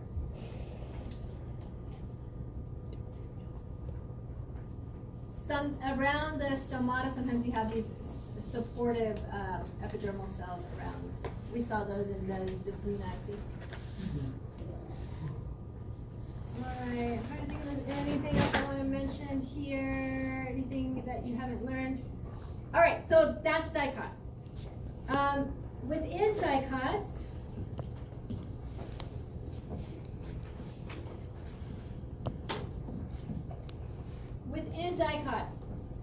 notice the bundle sheath cells, right? when we cover photosynthesis, we'll get into the difference between C3 and C4 plants, okay? But I just want to at least get you thinking about the anatomy. You might see different kind of anatomy in these leaves. Some plants have bundle sheath cells that are enlarged and have a lot of chloroplasts in them. And then the cells around those are forming almost like a wreath, a really cool shape. And in our examples of the monocot and the dicot leaf you're going to look at today, dicot leaf is C3, so the bundle sheath cells are really small. The monocot plant is a C4, so it has really enlarged bundle sheath cells. But I don't want you to think that monocots only have that. Dicots don't, because that just has to do with a special photosynthesis. I guess we could call it a difference in how the plants conduct photosynthesis, which we'll talk more about later. All right. Oh yeah, and this shows it too. Enlarged bundle sheath cells with chloroplasts in them versus smaller bundle sheath cells. This doesn't have the best example over here. Sorry. But yeah, so those are different. All right, now let's get into, here's corn. Monocot. So this monocot, it actually has these enlarged bundle sheath cells, so it is considered a C4 plant as well as a monocot, okay? But so what I want you to really focus in on now to tell the difference between a monocot and a dicot is what? What's missing? Ignoring those enlarged bundle sheath cells. Remember what we talked about with mesophyll of dicots? The palisade. Yeah. The mesophyll in the monocot is just all the same. It's not separated into palisade and spongy. It's all the same. Does that kind of remind you of how the stem is different? It's like that too in monocot stems. You have the vascular bundles just spread out and ground tissue just surrounding it all. Ground tissue is not designated into pith and cortex. In dicot leaves, you have the ground tissue separated into palisade and spongy. In monocots, it's just ground tissue. It's just going to be called mesophyll. And part of that is because you have the stomata on either sides of the leaf. Because most of the time, I don't know where here's what, it's kind of starting to get wilty. Grasses are often like this. They might bend like this a little. And irises, the iris, they're like this. They have kind of equal number of stomata on either side. It's not designated differently because in dicots you have the stomata on the undersurface and the spongy mesophyll on the undersurface, on the under half. All right, so I want you to make sure you can tell that, and you can really make sense of that parallel venation, right? You can see that there's a few like bigger veins, like this one, but then you can see those parallel. This is a cross section right through a corn, a young corn leaf, and you can see corn has that big major central vein, like this, and then the small ones around it. The other thing you're going to notice is these bigger cells in the epidermis. Oh, that's up. These. See these cells? Those are called boliform cells, and you're going to see that when you look at your corn cross section. When the plant is not getting too thirsty, pretty satisfied with its water, those are going to be nice and full and open, and you're going to have the leaves nice and open. If the plant's getting thirsty, then water leaves these cells, and the leaf will roll in on itself, and it helps to conserve water if the leaf does that. So you're going to see those interesting, like big cells when you look at your cross sections. And also notice that stomata are on both sides of that leaf for monocots. And try to recognize the difference between phloem. See that? Companion cell, sieve tube, element of the phloem. In the xylem, you've got those large vessel elements. And and tracheids, and there's fibers around, and then bundle sheath cells here. And you might have a few trichomes.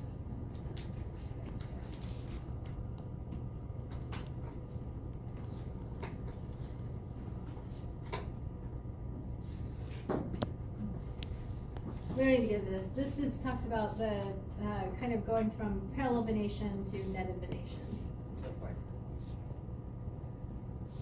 And reviewing, oh, here it is. This was my oleander picture I was trying to look for. So here we got oleander. I wanted to show you how on these leaves that are more, that are evergreen, that are thick, oleander lives in really dry environments. It has multiple layers for that epidermis, really thick cuticle, and then right below that you see the parenchyma, the palisade parenchyma or mesophyll, and then the spongy parenchyma, and then they have these really interesting regions on their lower surface. Think of that like a cave. It's like a little cave for stomata, and there's trichomes under there too, so it kind of helps keep that area nice and humid, lower that water loss from those stomata when they're open.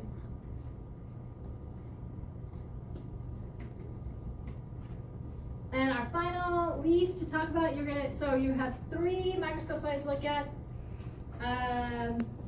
Dicot, monocot, and pine needle. Your slide might be a 3 needle per fascicle. Pines, that's one way to identify pines, is how many needles per little mini branch, which is a fascicle. A lot of species have 3 needles per fascicle, and these microscope slides are getting a slice of a really young leaf tissue down here. So slice down there, and you can see those 3 separate sections. Or if you have a 2 needle per fascicle slide, then it might look like that, okay? Pines are often living in very dry environments, and the cross section of a pine needle is going to show pretty thick epidermis, and even another area called a hypodermis, which is even a thicker area with kind of fibrous types of cells in there. And then you're going to see all the mesophyll, and then a large region here that has 2 vascular bundles and what's called the endodermis, which is similar to what you learned with roots. You learned about it, the endodermis surrounds the vascular tissue in a root. There's a similar thing going on in pine needles. The stomata are sunken in, similar to oleander, just to help with loss of water. And then there's resin canals that are surrounded by special parenchyma cells that exude resin. So here we have from a 2 needle fascicle, and you can see there's the identify resin canals versus this region where the vascular tissue is. You've got vascular bundles, phloem. You should be able to identify all of these terms. And I can pull this picture back up when we cover that part. All right, we are almost ready for our much needed break, right? You guys need a break? This is just reviewing modified stuff that we already talked about. There might be something in here we didn't mention yet. And some of the things we talked about might not be in here. So this is just to give us a visual of the some of the modified leaf structures, other functions of leaves. We talked about stipules, tendrils, sheaths, sessile leaves. You guys know this plant? Yeah, mine is lettuce. Mine is lettuce. So this is a really interesting sessile. Here's a little minor lettuce starting to pop up. And it does not have a petiole. So some leaves don't have petioles. Usually they do. Some species don't. And this is really interesting in that the whole leaf wraps around. So these ones are pretty tasty. Don't eat this one though, because everyone's gonna have touched it. So Where you usually find it? I mean, they're just growing around. It's really wet right now, so usually you'd find them growing on the sides of creeks. But right now they're just kind of growing random places just because it's so wet. So I actually found that just on my property, but not on a creek. Spines versus thorns. Okay, thorns are modified branches or stems, right? Spines modified leaves, but this is just to remind you the difference. A thorn you would see would be a stem, whereas the spines are going to be would be if these little structures here, you'd find a pair of them. This is kind of like, we talked about storage kind of leaves, but these ones are really interesting in that the cells right at the top here are clear and are like windows, allowing the light to pass in there, but then to help keep the leaves cool as well. These are the little mother of 1,000 that you guys already saw passing around, reproductive leaves. Ooh, we forgot to talk about this one. We did talk about storage leaves, but we forgot to mention bulbs, garlic, onions, those additional structures around the onion. Garlic is not as, you don't have as many layers that are happening with garlic, but with onion, all those different layers are storage leaves. I did talk about floral parts are modified leaves, but sometimes you get something like this with poinsettias, where these are the flowers. Aren't those funky little flowers? Mm.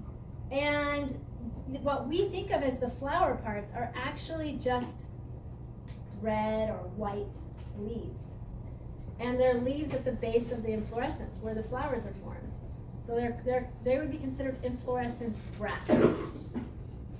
So what's the benefit of not being green? Oh, well, what do you think? What do you think's happening here? Look at those flowers, are pretty small and don't have a lot of like wow factor to them. Yes? It attracts snakes to come over and pollinate maybe. Yeah, like those flowers, they're probably exuding some scent that's going to be attractive, but they're not that attractive themselves. Like they don't show a lot of like bling to attract pollinators, but those inflorescence bracts do. Those are the bright colors. I'm trying to think of another one that you guys would know. It'll come to me. Like, are you familiar with bougainvillea? All right, I'll try to remember to show a picture of bougainvillea. Wait, say it one more time. Bougainvillea. If I show you a picture, you'll be like, oh, yeah, that's that. And they have like what people call white, purple, red flowers. They're not flowers. They're like inflorescence bracts. Okay, so examples of insect-carrying leaves. The tendrils, leaves versus modified stems. And thorns versus spines. And prickles. All right, any questions before we take our 20-minute break? All right, when you come back, please grab your microscope. And hopefully we've got our microscope numbers down. There still might be a little confusion there. But, grab a microscope and we'll have, and when you get back, we'll pass out those labs and continue our discussion about leaves. What is that? Oh.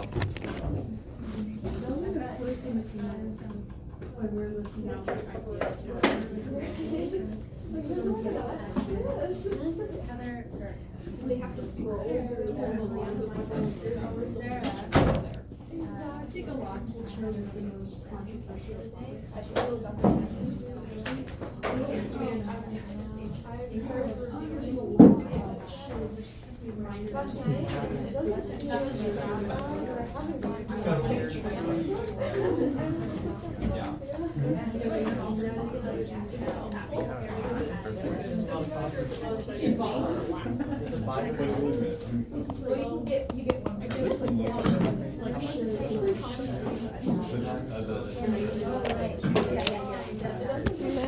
But it's a square thing. Keep playing like a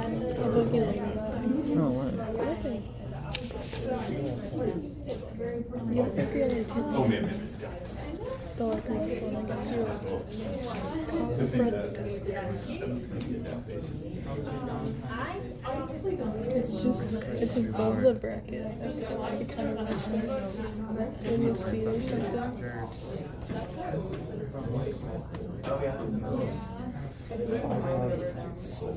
No. I finish at 9:30 p.m. Stop at 9:30. Is it a long class too? It felt black. It was black. What do you mean it felt black? Crazy. Like you did more hours than It felt like it was black. You didn't see it though. I know. But it felt like it. But why? What about it? It just felt black. Was it like icky? Like gooey? No, just black. I don't understand. That's just how I don't understand. it just felt like its color was black. What did you eat? There was no like emotional aspect to it. What did you eat that was black?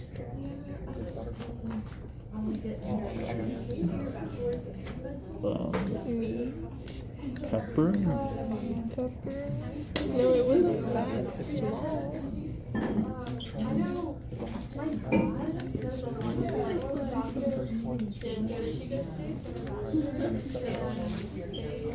Where did everything to the left of that plant go? The thing you... I don't...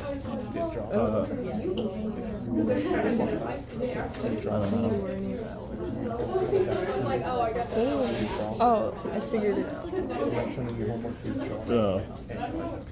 On the tails.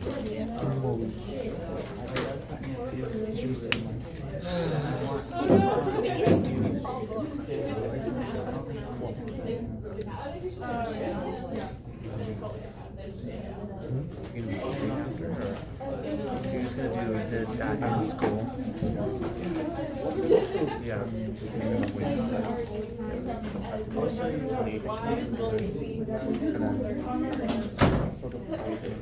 Because you can do that part time, right?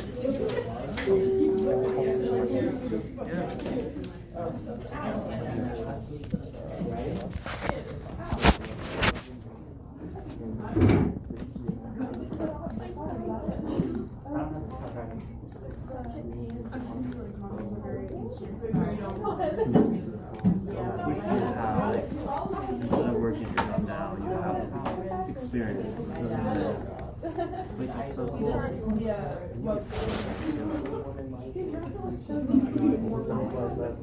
Oh. Maybe College Corps is worth it. The thing that I was looking into that has 450 hours of like community service, like $7,000 of that is just like an allowance for while you're doing it, and $3,000 of it's for when you complete it as an education award. So you just win. Okay, but like what? It's just you just like I guess they give you like there's specific volunteer work, but it focuses mainly on K-12 education, climate action, and food insecurity. So it's probably just going to like food banks or like the big like things and random like childhood learning like things, like workshops. I don't know. No child wants me there. No child wants me there, but I want a car. And $7,000 might just get me one. But one of the things they ask you is if you have one, like have a car and a driver's license. So I might just go get my driver's license, and I do have a car that's registered in my name, although it is not street legal at the moment. And if I get in, I could see what happens. It's not like I'm signing a contract that I would like.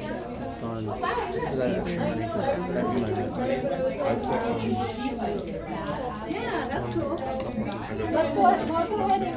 Yeah.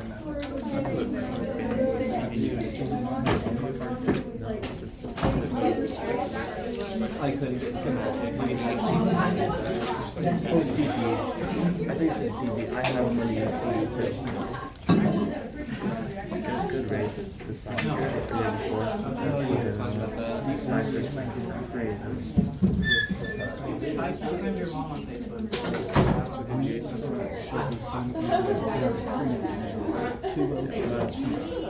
I did that, and I actually made like a couple grand. So it didn't have to be crazy. Like the thing with all that stuff, if it's boring, you're doing it right. What's super exciting, you're doing it wrong. No, but like it's like the hype stuff, like the games, like that stuff that you're getting. You're going on like crazy. It's like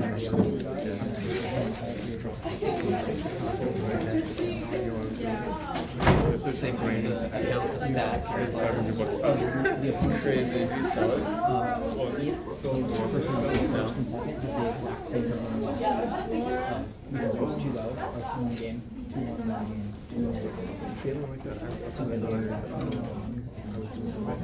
But because he had it against better players.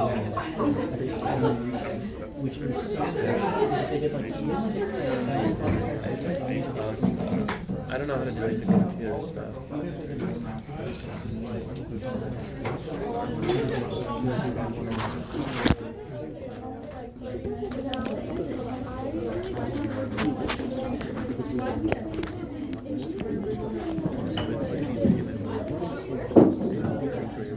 Yeah. I'm used to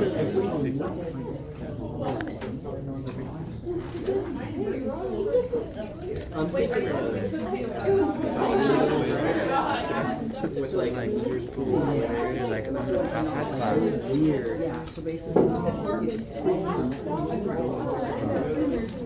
feel like it's people like the people that should have been doing it.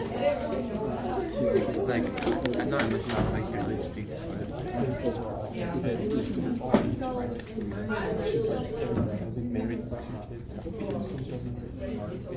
Alright, everybody. Go get back. There's a couple things that I want to go over really quick before you jump into lab, but I will get the labs going around. So go ahead and grab one and pass it along. Gosh, I missed this route.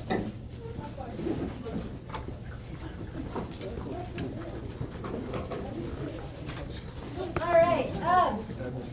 So, how many of you noticed some wildflowers starting to bloom around town? All right, they're just kind of getting started. And if you went on the little Firefly field trip last Friday, we did see a few things starting to flower on that same trail we're planning on going to on one of our field trips when a lot of things will be in flower. And we actually saw gooseberry in flower, which is really cool. But I sadly forgot to grab a sample, so I don't have a sample to show you, but I have a sample for a couple other flowers. So as things start blooming, I'll like bring in little things here and there, and if you find anything cool, you're welcome to bring it in, and we can share it with the class. And but you know, part of this semester, you're learning to identify plants using a tree and shrub key. You'll also be just learning the names of some species, local species. And so this is kind of, so these samples I bring in to share with you are going to be part of that ultimate list that's going to be pulled into the final exam in the class, some ID. And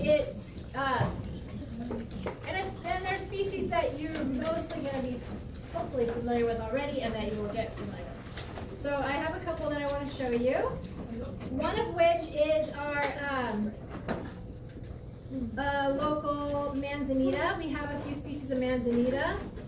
Manzanita is a pretty special plant. It's a shrub. It's got beautiful, dense wood. And we have like pine manzanita. We have a very low-growing, prostrate-growing shrub. of manzanita. We have, and then a lot of different shrubby ones, some that can grow pretty tall. And they're starting to flower around. The white leaf manzanita, that's more of the common one. And so I'm going to set that around. We are talking about leaves too, right? That's the focus of today. So as this manzanita comes around, I want you to notice the leaves. Notice the thickness of them. And this is a good example of an evergreen plant. Whereas herbaceous would be more pliable and have just a very different feel. Evergreen leaves are what are called coriaceous, which is another botanical term for leathery, like kind of thick and leathery feeling. But notice those flowers as they come around. These, we can see the flowers and the fruits too are edible. You can chew on the leaves, so they don't taste the best. But the flowers, you get them when they are when bees are trying to pollinate them, and they're gonna have a nice honey taste to them. You're gonna taste that nectar, and they're really tasty. But so as those go around, look at those flowers. These flowers, they are of an interesting shape to them. Here's one with longitudinally sliced open, and you can see it's what's considered urn shaped, almost like a vase that's kind of closes up at the top. And that is this part. So it's a really small opening to get in there. And the pollination biology of these are really cool. And the way that they work, and one of the ways you can tell is, here's this is a stamen, so this is the male reproductive part. These flowers are hermaphroditic flowers. They have male and female parts. You can also call them, it's a proper botanical term to say bisexual flowers. They have both male and female parts. And they, the anthers have these really interesting openings, and which is classic for what's called buzz pollination. And so they're deep inside the flower, which has this little tiny opening. This one's sliced open, but there's a little opening, as you can see it going around. There's a little tiny opening. You're like, how can a bumblebee or a honeybee, and bees are what commonly pollinate these flowers, they can't fit inside that flower.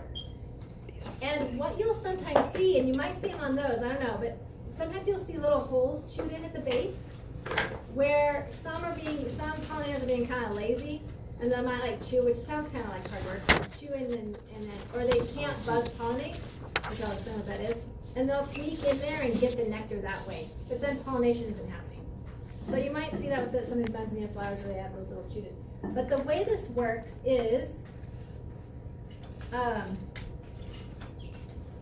go back. What happened here? That's not what I want. This one. Okay. So buzz pollination is really cool. And so the stamens have to have those interesting little holes at the top. And what happens is, get this volume to work here. Oh, there it goes. You've probably heard this. Bees make a sound, but they make a really loud sound when they're buzz pollinating. So it's trying to get in there, it's getting down in to get the nectar, but you're like, how's the pollen gonna get out? And it does that. When it does that, it actually causes, whoops, I guess that's it. It causes the pollen to like get forced out, like vibrated out of those holes in the stamens, and they shoot out of the flower, and then there's a positive and negative attraction going as well between the, oh shoot, I have the spacing. I think the bee is negatively charged, the flowers are positively charged, unless it's the other way around. Someone can double check me on that. And the pollen just comes on and sticks right to the bee. So it's a really cool thing. And actually, where is that? Whoa, that's close. right here. So the wings do not move, but they create vibration that is transmitted to the flower. Great force is generated up to 30 Gs. The pollen is dislodged from the interior of the anther and it flows out the openings of the pores. And these pictures, or that video was actually showing blueberry, which manzanita and blueberries are closely related to each other. Also, if you know madrones or strawberry tree, they're all closely related. Yes? So the negatively charged pollen, The pollen is negatively charged, and the bees positively charged. Okay, thank you. I couldn't remember. That makes sense. Yeah. All right. So that's happening in addition to the cool like shooting the pollen out of the flower. All right. So that is that one. How do they get the nectar by doing that though? Like, They're is it just to like they're able shove to their get. head in? They're able to. If you saw that video, they stuff their head in, and they're able to get their little tongue down in there and slurp up the nectar. But yeah, that's a good question. I wonder the same thing, and then you're like, oh yeah. And if you know about bee anatomy, they do have that. They can stick their little mouth parts out. And the other one I'm gonna highlight today, so that's our manzanita flower. And those will continue to keep blooming, so watch for those.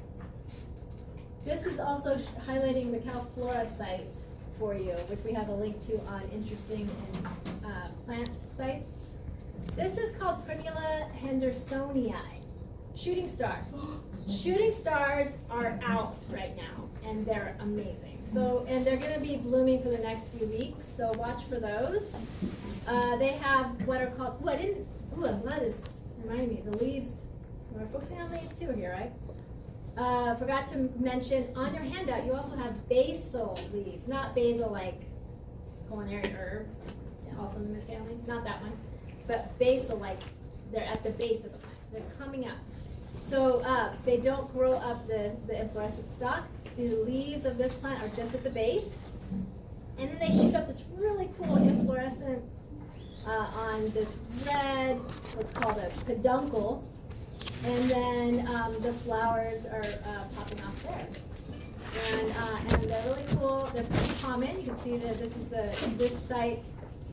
website is all done by botanists, so you can feel pretty confident the photos connected here, the information here should be good to go versus just randomly Googling stuff. Another common name is mosquito bill, but you can click on like a specific part, and you can zoom in at the actual locations of where people have collected or taken pictures of these species. It tells you when they're blooming. And you can click on these to get a little bit of a closer view. And that's what I wanted to show you is the flower. Not that. I want to zoom in. So I get rid of that. There we go. They have reflex petals, which are interesting. So normally the petals are kind of protecting the reproductive structures. The petals shoot back and make it look like that shooting star look to them. And these are, the stamens are all kind of fused together, or united together here, and then the female part would be down in the base there. So I'm gonna get that going around, so check that out as that comes around. And really cool plant.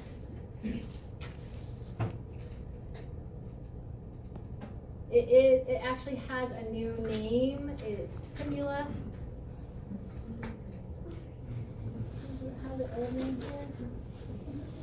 All right, so final thing. Is it this one? No, we don't need to see that. Why is that up? Okay, here we go. This is what I want to show you. All right, another thing we talked about was bladderwort, which has got these really interesting underwater modified leaves for catching insects.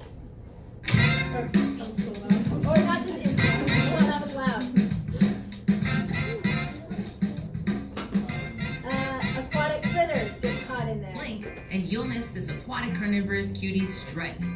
In just a few milliseconds, it sucks in its prey at up to 4 meters per second, trapping its victim in a watery grave to be digested for precious nutrients. These unique and complex suction traps make it the fastest known plant in the world. This is the bladderwort.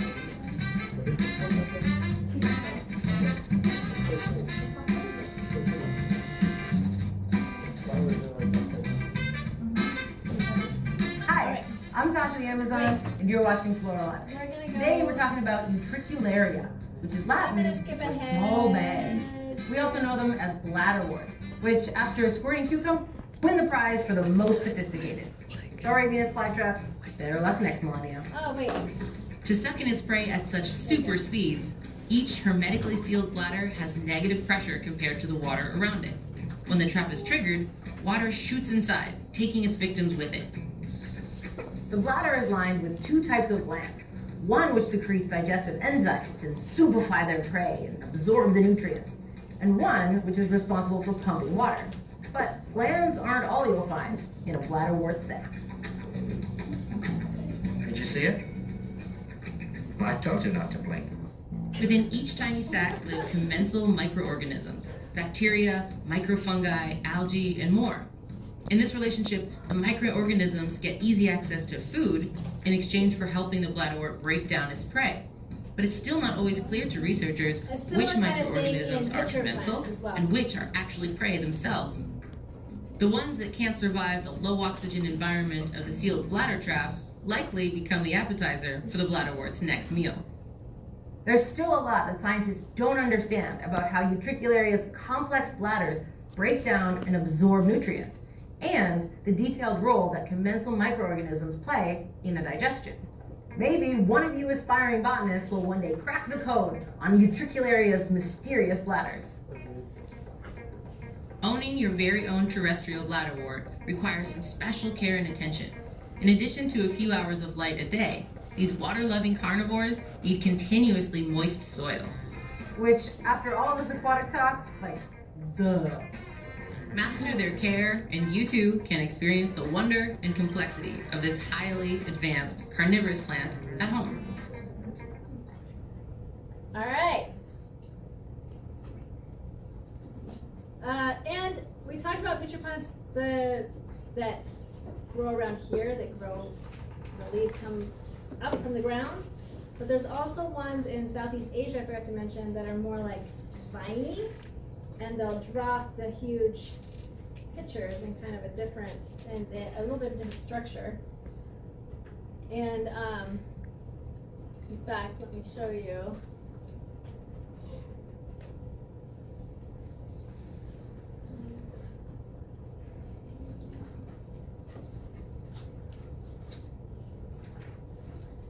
Yeah, let's do this one.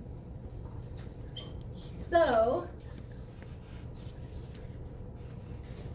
what I wanted to show you, well, this is showing bats involved in the process, but there are some where there are interesting critters who will come along and actually, sometimes they do get dropped in, and sometimes mammals and amphibians get, every once in a while that happens, but there are some species where like a rodent type mammal will come along and actually defecate into the pitcher. So it's like a little toilet. And that is providing nutrients, nitrogen-rich nutrients for them. So a lot of really interesting organisms out there. Look at that guy. Is that for reals? I don't know. I think that one looks fake. And sometimes they will have, amphibians will be able to get out. They'll go in there and like have some snacks and then jump out. But if they do get trapped, then that's too bad for them. All right, let's go over lab. As you can see, there's, like I mentioned, there's 3 microscope slides I want you to look over. There's also a component where you're heading outside and doing a little collecting some specimens outside. So what I want to do is take a little bit of time right now. Let's take about let's take a little bit of time to look at some slides. And then I'll let you know when we're gonna like switch gears. You can still work on the slides after, but we're gonna switch gears and head outside. So let's go ahead and got your scope set up. Check it out. Right here is the syringa leaf, which is a dicot. That's lilac. And there's two wonderful models here to help you make sense of palisade parenchyma and spongy parenchyma. Zea leaf, also a wonderful model to help. I definitely want you to recognize and be able to identify stuff with the slides. So don't just look at the models, do the slides. And then here is, Kaylee got a wonderful sample, a big branch of pine. And so check out feel those leaves, these needle-like leaves. And you can look and see how many needles are per fascicle there. And then the microscope slide is right here as well. Right over here, if you want to check it out, there is, this is helpful for leaf shapes, and then a vascular bundle to remind yourself of those components. All right. So let's go ahead and take a little bit of time. I'll let you know when we're going to switch gears.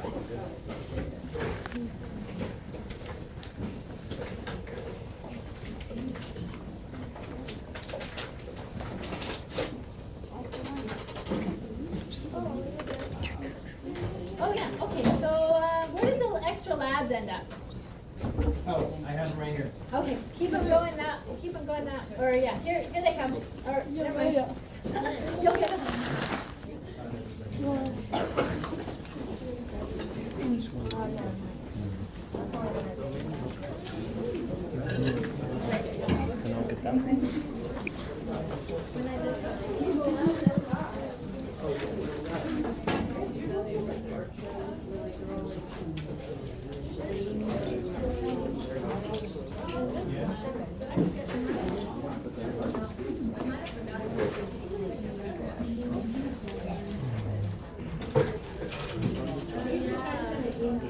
Yeah, for you, but I might have liked it with anything else going on. It's been a crazy couple of weeks.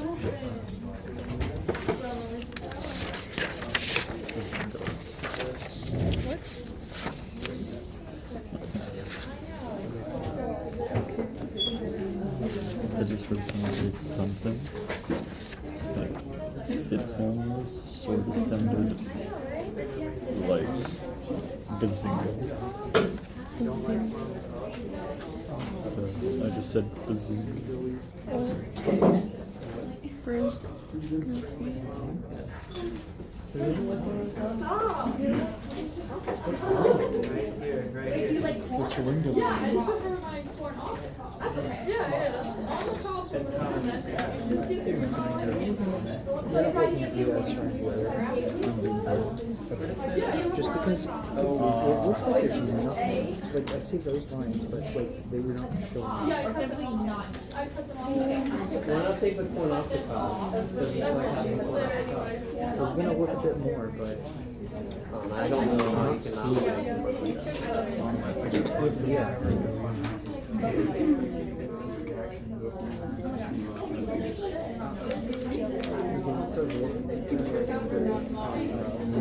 I don't know maybe you can feel it the other way around. Where's the dicot cross section?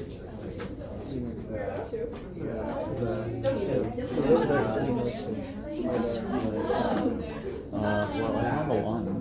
Yeah, but like, I mean, I was it said to do it at what? it said to 40, observe it with your microscope at 40, and then switch like Okay, well, midday as you I definitely see mid-banks. Okay, so And you could already find is it? yeah, the circle, the red circle in there is in the thing.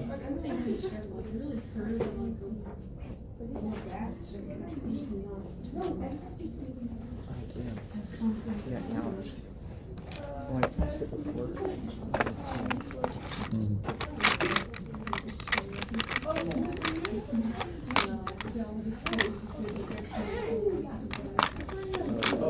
You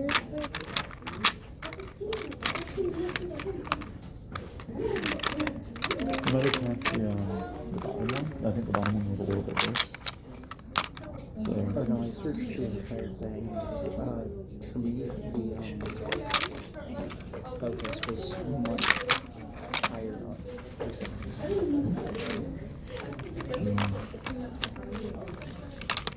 That's the syringa leaf, right?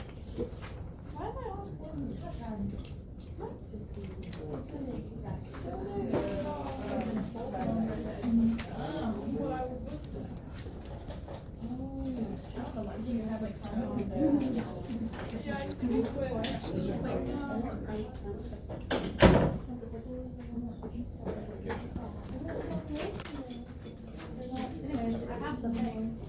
I'm just out of the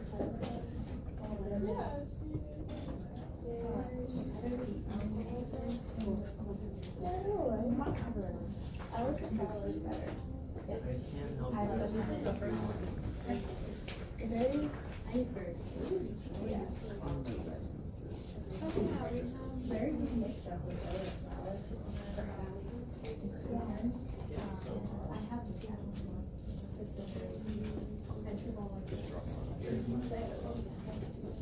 I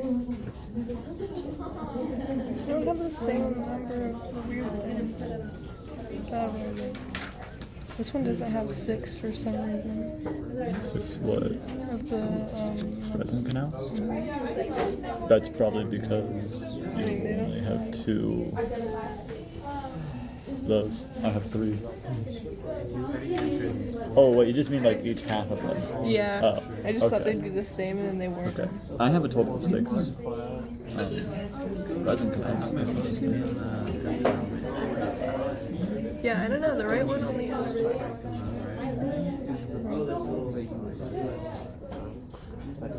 Back here. And I just lower. Okay, yeah, sure.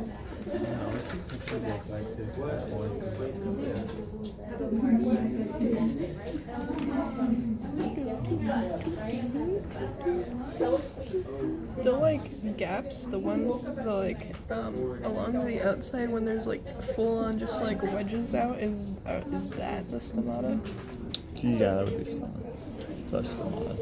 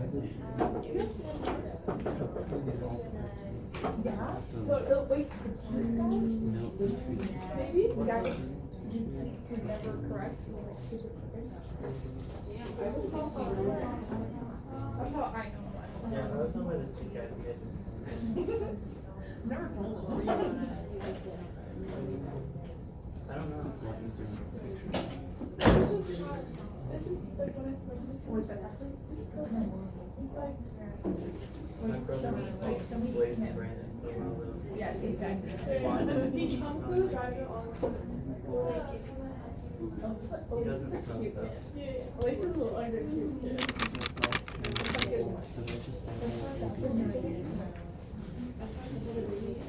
There's no way, like.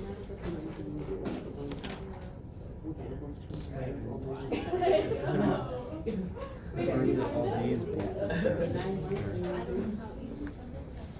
Just about.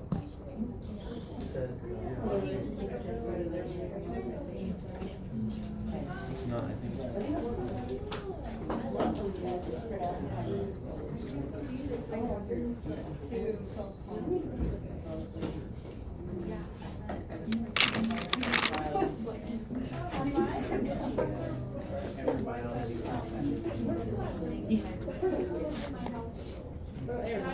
They're are not. Or they're really smart. Dude, why can't I find it? It's so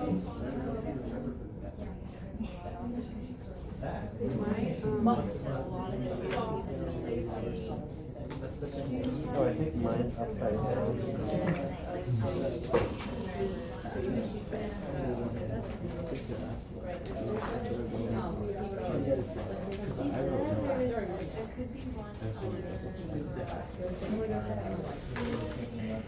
That's different.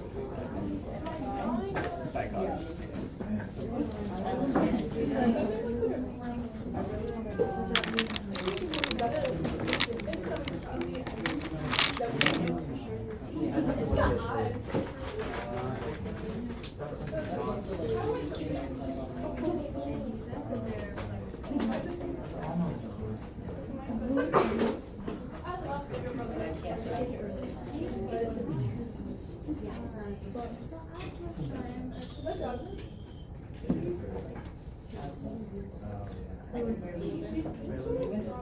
Would you like some colors? Made color.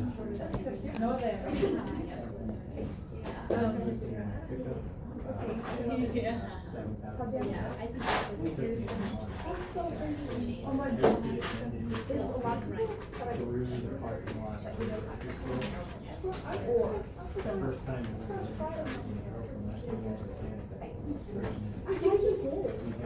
It's not going anywhere. Yeah.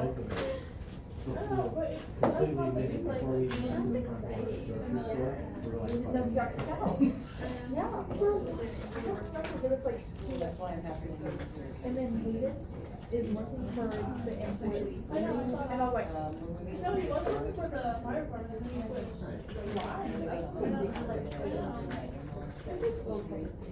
No, but they're obviously. But, So these are definitely like the C3 or whatever. For real? Thing. I didn't talk to him. No, I've never had comments like that. I don't know if you want to go kill me. No, what do you think?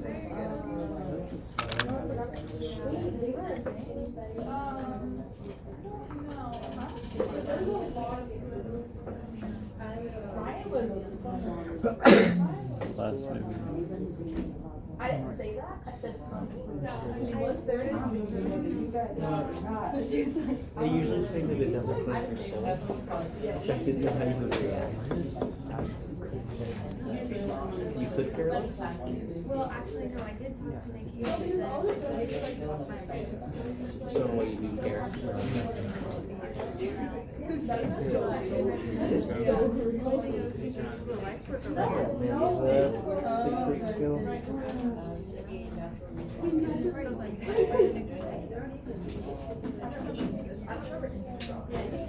That just sounds like depression, dude.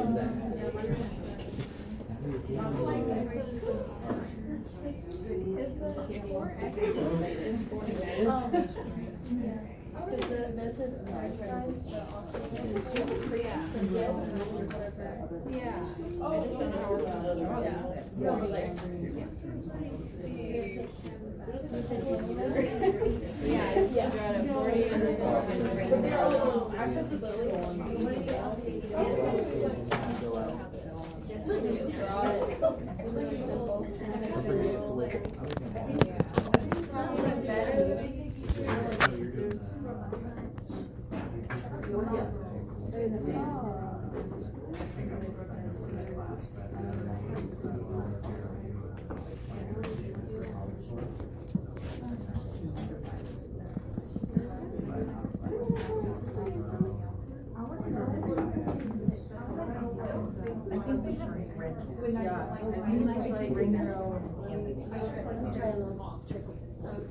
We still have it out? Yeah. Is this you right here?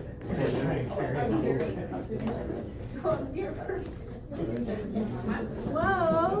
That's a surprise! One's just fine. They're all like seagulls. I actually don't know, but I kind of want to know, you know. I was on like let's see this. Okay. That's what we're showing. That's what way.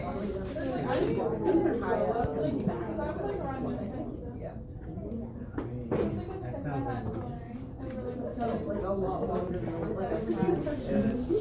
like